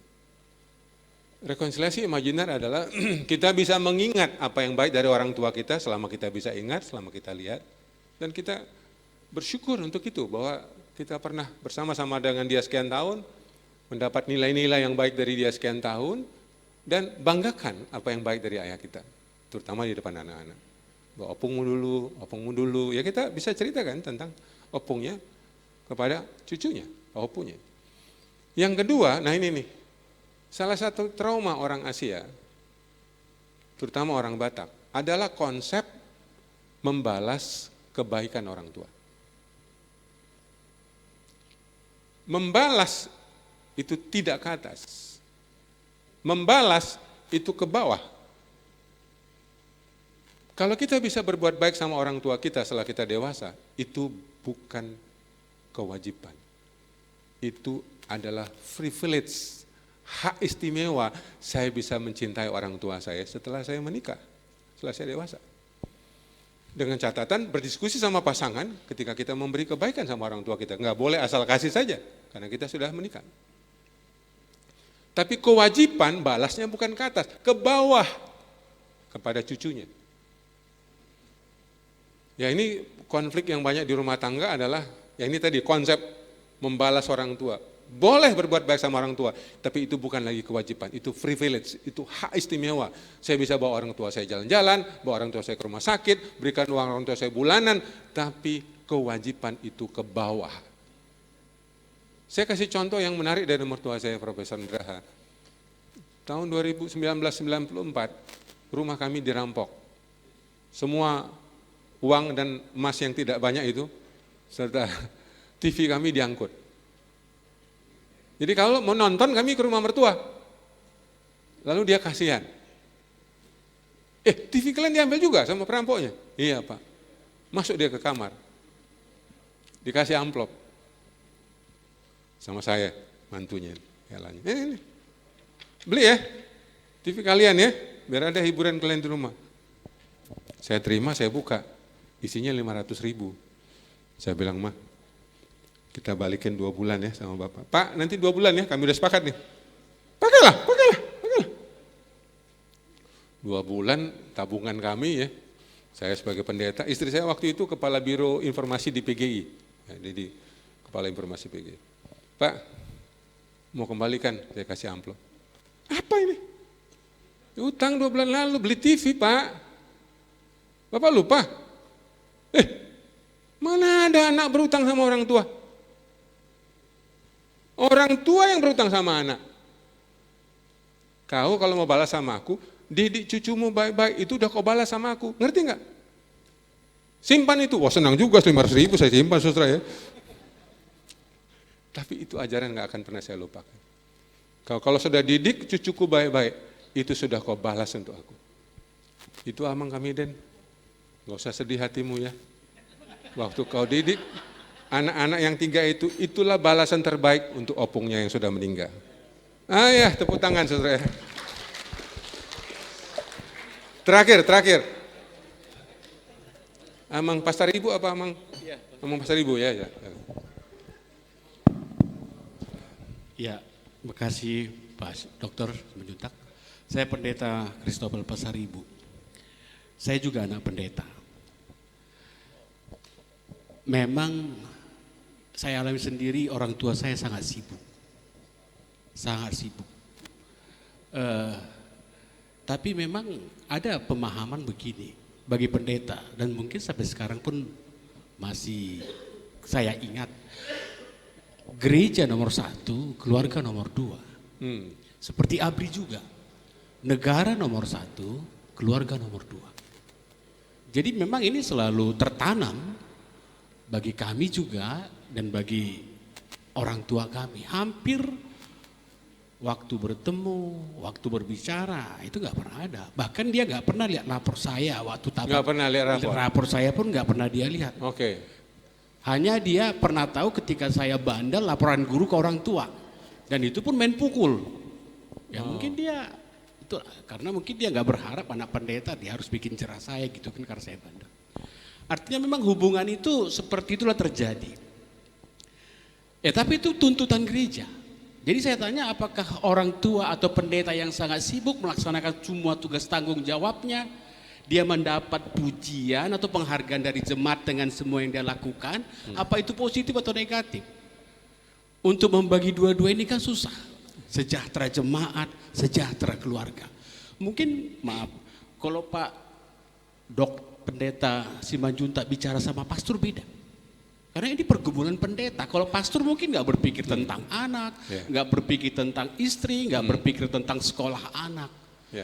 Tapi pendeta memang dia harus melayani dua-dua ini dan tidak bisa dia korbankan salah satu jika itu mungkin terjadi. Tapi banyak memang dari keluarga pendeta sendiri dan kami alami sendiri sangat sedikit waktu untuk keluarga. Tapi itulah pengalaman semua pelayan Tuhan yang dipanggil Tuhan menderita katanya. Paulus di penjara, ya, Petrus mengalami hal yang berat. Banyak harus tertanggung kehidupan keluarga, dan itu memang persoalan juga ya bagi pendeta juga saat ini ketika dia mungkin masih muda, dia harus menikah dengan seorang wanita dan mungkin dia harus katakan itu. Karena kalau pastor mungkin tidak seperti pendeta, atau kami kembali aja seperti pastor gitu. Jadi nggak ada berat kepala, nggak ada stres, nggak ada beban tanggung jawab yang lain. Tapi itulah bagaimana cara kami agar kami sukses di jemaat dan sukses di keluarga. Apakah harus kami korbankan satu? Dan mana yang harus kami korbankan? Agar anak-anak juga terlayani, anak-anak tidak terlibat dengan trauma, dengan masalah. Karena perhatian yang sangat sedikit yang bisa kami lakukan. Tapi satu hal yang saya ingat selalu Pak, orang tua saya pendoa. Orang tua saya itu pendoa. Setiap pagi saya dengar dia berdoa. Dan mungkin doa itulah yang menyelamatkan saya. Karena lama saya tidak bersama-sama karena orang tua saya berpindah-pindah. Saya berteman orang dengan peganja, dengan pejudi, saya berteman dengan, tapi sepertinya saya ditarik terus ke rel itu. Saya percaya itu Tuhan yang bekerja Pak. Dan itu yang saya yakini, anak pendeta jika dia benar melayani, Tuhan akan menyertai. Sampai sekarang saya yakin. Amin. Ya, makasih keterbukaan Amang Pasar Ibu. Ya, kita semua korban. Kan saya juga ada cerita anak saya yang besar dia juga depresi, dia pernah menjadi pecandu alkohol di Manila, anak kecil saya juga depresi ya. Dia mengalami kesepian kronis sebagai anak autis yang saya tinggalkan. Saya juga pernah melakukan hal yang sama kepada anak saya karena jika saya sibuk, saya bisa terbang 130 kali setahun. Ya anak saya selalu bilang itu, Bapak 3 hari pulang hilang lagi, 4 hari pulang hilang lagi. Maka saya dianggap saya sebagai ayah yang hilang. Bukan anaknya yang hilang, bapaknya yang hilang. Nah, maka waktu saya ambil cuti itu dia bilang terima kasih Bapak kembali. Saya bisa mengerti Pak Pasar Ibu, kita sama-sama melewati masa itu. Kalau ditanya bagaimana menyeimbangkan, saya nggak punya jawaban. Sekarang udah nggak ada yang ideal. Tapi anak kita tidak pernah meminta kita menjadi ayah yang sempurna. Ibu yang sempurna. Dia hanya minta kita menjadi orang tua sebaik-baiknya buat mereka. Apa yang bisa kita lakukan, mereka ngerti kok. Selama kita sadar kita bikin salah, kita maaf, kita perbaiki, hati anak kita pemaaf. Kalau nggak percaya, Mang Inang coba, kita dulu suka bandingkan dia sama abangnya, bandingkan sama sepupunya, bandingkan sama tetangga. Dia nggak pernah bandingkan kita, Bapak nggak sekaya bapak temanku, nggak pernah. Mama nggak secantik mama temanku, nggak pernah dibanding. Kalau dia dibanding-bandingkan, dia nggak pernah balas sama kita. Betul nggak Mang Inang? Dia tenang aja. Dan satu lagi, kedekatan sama anak, faktornya bukan kesibukan. Bukan karena kita capek. Tapi seberapa dekat kita sama ayah kita dulu, begitulah kita dekat sama anak kita sekarang. Seberapa ikatan batin kita dengan orang tua kita dulu, itulah yang kita tabur sama anak kita sekarang. Masalahnya adalah kita tidak dekat secara batin dengan ayah kita, sehingga kita sulit membangun hubungan batin sama anak kita. Ini bukan karena kita sibuk. Maka ada satu buku judulnya Menjadi Ayah 1 Menit. Anak kita nggak butuh 1 jam, 1 menit yang fokus saja, dia udah senang. Kalau bisa dua-duanya, tapi kalau Amang Inang pendeta sibuk, kasih tahu, nanti Bapak pulang acara mau ngajak kamu makan. Jangan makan dulu ya. Tuh. Makanya Amang Inang bilang sama Amang Paralodo, jangan rapat sermon itu sampai jam 12 malam. Udah janji sama anak nanti pulang ke rumah, rapat sampai jam 12 malam. Menurut saya, Amang itu, mereka tidak menuntut banyak sama kita. Dan terakhir adalah, Amang bagus, fokus sama kelebihan ayahnya, bapaknya. Saya juga sama. Cuman satu kelebihan yang saya ingat dari ayah saya, mengampuni 1000 kesalahan ayah saya. Apa yang dia lakukan? 3 SMA saya pamit, Pak aku mau merantau ke Jogja. Mau kemana? Aku mau daftar UGM. Enggak ada uang Bapak. Kau kan tahu, enggak ada uang kita. Saya terdiam. Tapi saya tidak melepaskan mata saya melihat ayah saya. Lalu dia bilang, oke, nanti Bapak jual sepeda motor, biar bisa kau naik kapal Tampomas. Pangkatnya mayor, dia jualkan sepeda motornya, dia naik angkot, naik sudako, demi anaknya merantau. Itu nggak akan pernah saya lupakan. Ya. Ya. Kalau kita bisa mengingat hati kebaikan ayah kita, ibu kita, mama kita, hati kita hangat. Dan itu yang kita kasih sama anak kita sekarang. Tapi kalau kita masih pahit hati kita, sakit hati kita, susah kita mengasihi anak-anak kita. Gitu ya Amang, terima kasih untuk berbagi pengalaman. Ada anak Amang yang mau jadi pendeta?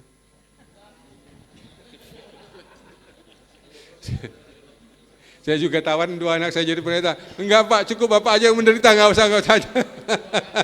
Bapak aja.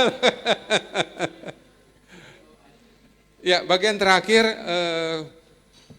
ya waktunya sangat singkat, tapi saya senang bisa mendapat kesempatan sharing dengan Amang Inang di sini. Di Alkitab juga banyak contoh ya, yang membuat saya merasa tidak sendirian ketika saya depresi, tidak sendirian merasa minder ya. Ya, Musa adalah orang yang ya tahu dia nggak pandai bicara gitu. Dia punya ilmu yang hebat, ya, manajemen yang kuat, tapi speakingnya dia lemah. Dan dia bilang, Tuhan aku nggak pandai bicara. Lalu Tuhan bilang, kan ada abangmu Harun. Jadi abang Inang, bolehlah kita terbatas jadi pendeta, jadi gembala. Tapi ingat, banyak jemaat kita yang hebat-hebat. Gunakan, berdayakan mereka di gereja kita, jangan merasa harus saya. Itu yang saya lakukan, lulusan-lulusan kami, kita berdayakan, ada yang menjadi asesor, ada yang menjadi trainer, ada yang menjadi supervisor, ada yang menjadi fasilitator, sehingga tidak numpuk kepada saya. Anytime mereka bisa menggantikan saya. Ya. Kita juga punya contoh di Alkitab, Elia ya. Suatu hari Elia depresi ya. Menghadapi raja dan Ratu Isabel waktu itu. Ya, dia sembunyi di satu gua gitu. Dan diam-diam pingin mati gitu. Dan Tuhan menghibur. Caranya tidak dikhotbahin. Dia dikasih tidur, dikasih angin sepoi-sepoi ya kan. Dikirim makanan ya kan. Jadi Amang Inang sering sekali kita ini harus memanusiakan tubuh kita sendiri. Kapan kita perlu istirahat, kapan kita perlu cuti ya kan. Ya angin sepoi-sepoi apa sih yang bikin kita tenang dan tidur? Ya mungkin liburan ya. Dan jangan kecil hati kalau kita lagi tertekan. Elia yang hebat aja bisa depresi, Ayub aja yang hebat itu juga bisa depresi.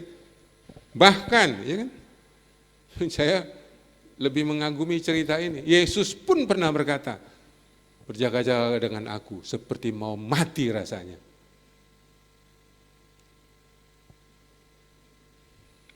Saya rasa khotbah yang bagus itu adalah kita transparan bahwa kita pun punya pergumulan sendiri.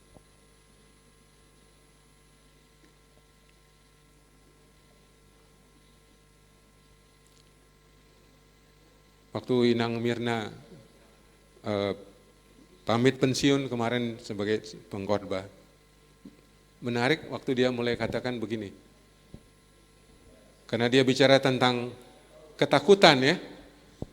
Dia bilang sama kami di jemaat, Amang Inang saya juga lagi takut nih, jantung saya debu-debu. Dari tadi malam saya mau berdiri di sini jadi pengkhotbah. Saya juga deg-degan, semua jemaat ketawa saudara. Jadi jangan kecil hati, kalau kita punya kelemahan jangan sembunyikan. Saya melatih klien saya bagaimana mengubah tragedi menjadi komedi. Ya, mentertawakan masalah kita. Tuh, suatu hari selesai kok itu. Kalau nggak percaya nanti Amang Inang tunggu. Ntar lagi pensiun kok, tenang aja lah. Ingat-ingat dulu ya kan. Dulu nanti cerita sama yang junior bisa ketawa-ketawa itu. Wah dulu aku juga begitu. Sekarang Inang Amang bernangis-nangis, nanti juga ketawa-ketawa. Itu nggak Amang Princess? Di DKI berapa sih Amang Inang sudah pendeta pensiun? Seluruh DKI ada data nggak? Seluruh DKI berapa yang pensiun tinggal di DKI? Ada data nggak? Pendeta pensiunan berapa banyak di DKI? 75. Wah banyak ya. Iya, kemarin saya tanya The Boskap cuma 10. Di sini 75 ya. Oh Jabodetabek. Oh satu komunitas. Ada komunitasnya? Bagus juga ya. Berarti termasuk Depok juga itu? Bogor. Bekasi, oh jadi tidak berdasarkan distrik, 75 ya. Tapi di luar Banten. Oh Jabodetabek masuk Banten ya. Iya.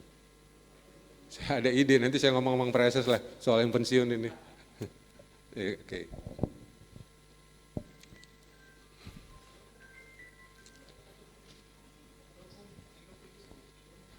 Baik, Amang Inang yang terkasih, kalau kita melihat pergumulan Yesus di Taman Getsemani, wah Saya kalau lagi depresi selalu ingat cerita ini.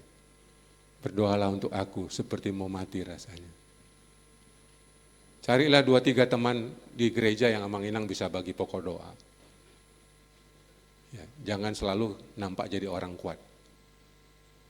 Jangan nampak sebagai orang hebat. Sekali-sekali ingatlah, kita manusia juga lah. Ya. Kita juga punya air mata, ya. Kita juga punya luka, kita juga punya kegagalan. Ilmu counseling dan profesi ini saya rasa keuntungan saya cuma satu. Saya lebih menjadi manusia bagi sesama saya. Menjadi manusiawi.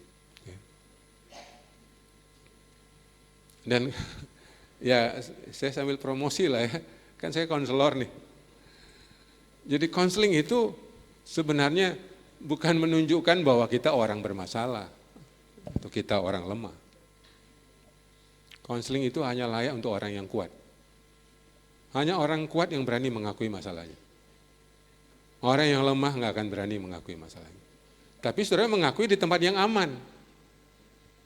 Ya, pada profesi yang memang terikat dengan kode etik.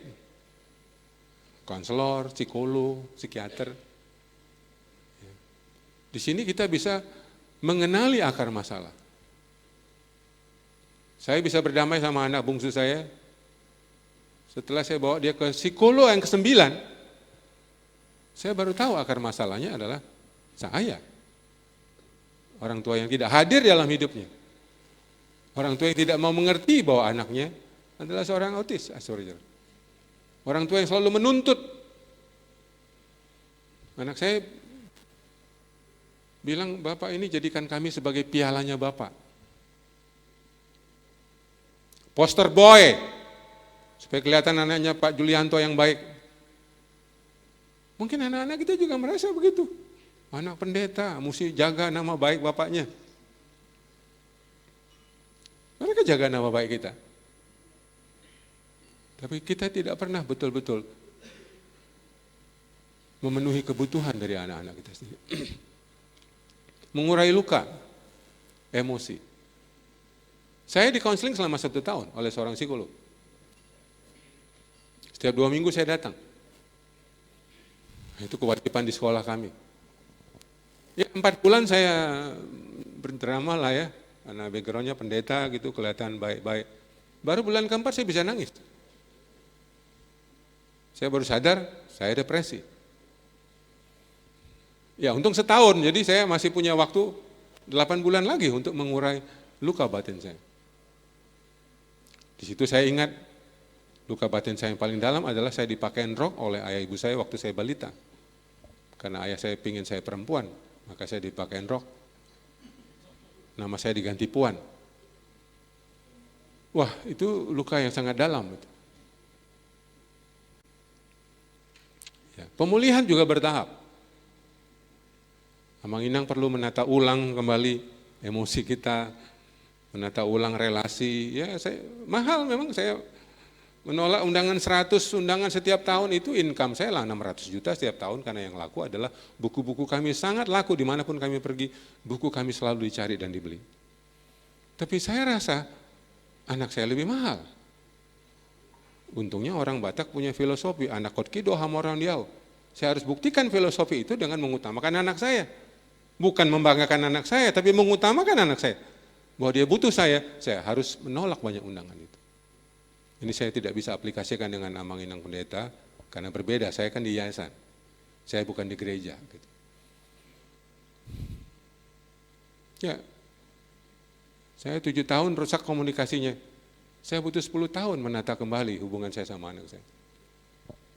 Tiap kali pulang musim panas, libur ke Jakarta, ke Indonesia, minimal dia bawa 3 lukanya, nanti tahun depan lagi, masih ada lukaku Pak, banyak sekali saudara lukanya yang belum selesai waktu dia berangkat. Ya sudah, kami damai lagi. Saya masih ingat, dia bilang, ada masalahku Pak, pulang dari Amerika. Oke, bicaralah. Mana bisa, kenapa? Lah, Bapak bagian masalahnya gimana? Ayo kita ke psikolog sama-sama. Ya pergi kami ke psikolog. Dia bilang gini, Bapak aku kalau ngomong sama Bapak, aku kayak di atas salju Pak, ini ku tekan dulu nih, esnya keras apa enggak? Daripada esnya lembek Pak, jatuh aku ke situ. Dia menggambarkan komunikasi anak orang tua gitu. Omong, malah diserang sama orang tuanya. Omong, dinasihati sama orang tuanya. Wah dia bilang kalau bapak nggak aman aku ajak bicara, ngapain aku bicara? Tunggu bapak siap. Aku akan bicara. Ya satu hari, dia cerita. Bisa sejam lebih. Dia lalu bilang, Bapak tahu kenapa aku merasa aman ngomong sama Bapak sekarang? Karena aku lihat Bapak sekarang udah makin banyak membaca, Bapak lebih tenang dalam merespon terhadap ceritaku, curhatku. Emang Inang, bukan anak-anak kita nggak mau cerita, dia merasa tidak aman. Tiap kali cerita, yang kita kasih apa? Nasihat, apalagi kita orang Batak ini kan banyak kali nasihat. Pernah di SMA saya kasih nasihat, udah ngomong enak nih, baru 10 menit. Nah ini kan, kita ini banyak kali poda-poda, ya langsung kasih nasihat, dia berdiri langsung masuk ke kamar. Lalu dia keluar, Pak, tadi kan kita ngobrol. Kok Bapak tiba-tiba kasih nasihat, yang minta siapa? Karena aku nggak minta nasihat, aku mau cerita sama Bapak yang Bapak kasih nasihat. Lain kali Pak, kalau cerita ngobrol. Jangan kasih saya nasihat, kecuali saya minta. Kan aku udah gede. Nah, inilah komplikasi hubungan kita sama anak Gen Z sekarang. Kita ini baby boomers, kita generasi X. Apalagi kita orang Batak. Yang kita kasih apa? Kesaksian. Bapak juga dulu gitu. Mama juga dulu gitu, iya kan? Anak saya depresi waktu COVID. Begitu. Pak, aku depresi. Ah, Bapak juga dulu merantau ke Jogja. Begitunya aku rasakan. Langsung dia marah. Pak, nggak usah kasih kesaksian. Aku nggak butuh kesaksianmu. Aku butuhnya didengarkan. Oh iya, sorry. Kita belum apa-apa udah kasih testimoni. Dulu Bapak juga begitu. Nah, Menginang. Kenapa saya akhirnya bawa anak saya ke konselor, ke psikolog, ke psikiater? Karena itu ruang aman buat dia. Saya adalah bagian masalahnya. Ya Mang Inang pendeta, bisa konseling? Bisa. Tapi anak bilang, Bapak bagian masalahku, bagaimana aku mau curhat? Betul nggak Mang Inang? Maka dia bilang, Pak, udah kita ke psikolog aja. Bapak ikut, aku ikut. Kami menjumpai psikolog bertiga. Kadang-kadang berempat sama mamanya. Selesai. Ini yang tidak mudah. Sayangnya dana gereja kadang-kadang tidak ada untuk dana untuk counseling. Hanya ada dana untuk sakit kanker. Ya kan? Kalau udah ada sakit kanker semua urunan kita. Tapi kalau orang depresi, kurang doa dia itu. Malah dihakimi ya kan? Apa pendeta cemas-cemas? Harusnya dia berdoa itu. Nah ini pengajaran kita mesti dikembangkan ini ya. Kesehatan mental mesti sampai ke jemaat kita ini. Ya, waktunya tinggal 8 menit, saya harus stop untuk tanya jawab, Amang Inang ya. Saya waktunya sangat masih banyak, tapi ya saya harap materi ini sudah memberikan kenyamanan buat kita. Dan Amang Inang yang punya sosial media, lembaga kami namanya @keluarga.kreatif. Pusat konseling kami namanya Selalu Ada Harapan. Ya. Di sana ada 120 konselor dan psikolog dan play terapis. Di sana ada buku, Amang Inang bisa beli dengan harga diskon khusus. Yaitu profesi utama saya sebagai seorang pendeta adalah menulis. Ya. Dan dengan menulis kita ada di mana-mana tanpa kemana-mana. Itu buku mudah-mudahan menjadi berkat. Dan ada juga brosur ya pendidikan sekolah kami. Webnya di situ ada, nomor teleponnya di situ ada. Kami punya program non gelar, ya, harus ada background S1 tapi tidak ada gelar. Ada program S1, ada program S2, ada program S3 di bidang counseling. Nah, di setiap tamat master teologi misalnya atau master psikologi tetap dapat gelar konselor di belakang nama. Itu dari LK3.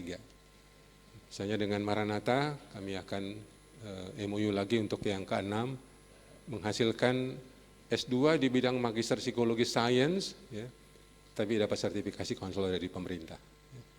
bisa praktek nanti, dan Amang Inang yang mau pensiun, mau bisa tetap berguna ya, jadi konselor lah, bisa praktek dan sebagainya. Kecuali Amang Inang jago khotbah diundang kemana-mana, tapi ada di rumah Amang Inang masih sehat, ya udahlah jadi konselor aja lah. Mau jadi psikolog susah, harus sarjana psikologi, mau psikiater susah, harus dokter. Nah, jadi konselor dari background S1 apa saja bisa. Sekarang yang lagi sekolah sekitar 935 kelas, ada yang onsite, ada yang online. Begitu, saya tutup dengan jualan barangkali ya. Thank you. Oke, baik, terima kasih. Baik, kita berikan tepukan tangan yang meriah Bapak Ibu sekalian. Terima kasih sekali lagi untuk Amang Pendeta Julianto, Dr. Julianto Simanjuntak. Terima kasih untuk waktu yang diberikan dan semuanya boleh memberikan manfaat bagi kita di sini. Dan Amang Pendeta bersama dengan Inang Pendeta dan semua kita yang hadir, sekali lagi kami mengucapkan terima kasih kepada Bapak Pendeta.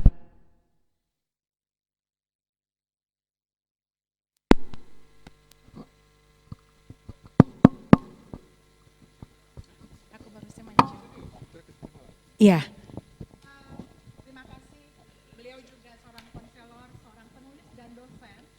Dan di kesempatan siang hari ini tadi seperti yang sudah beliau sampaikan, sebagai seorang Penulis, beliau juga menerbitkan buku-buku. Buku-buku beliau berkisar tentang bimbingan pastoral, ada juga parenting, keluarga dan ya. Dan ada di depan.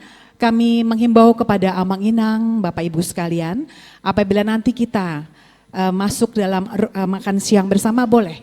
Kita lihat untuk buku-buku yang ada dijual di luar dan semoga buku-buku tersebut pada hari ini tidak tersisa lagi. Karena semuanya pasti bermanfaat buat kita yang ada di sini. Begitu kan ya, Abang Pendeta? Baik, terima kasih. Sebelum kita akhiri acara di sesi pertama ini, kita akan masuk ke acara makan siang.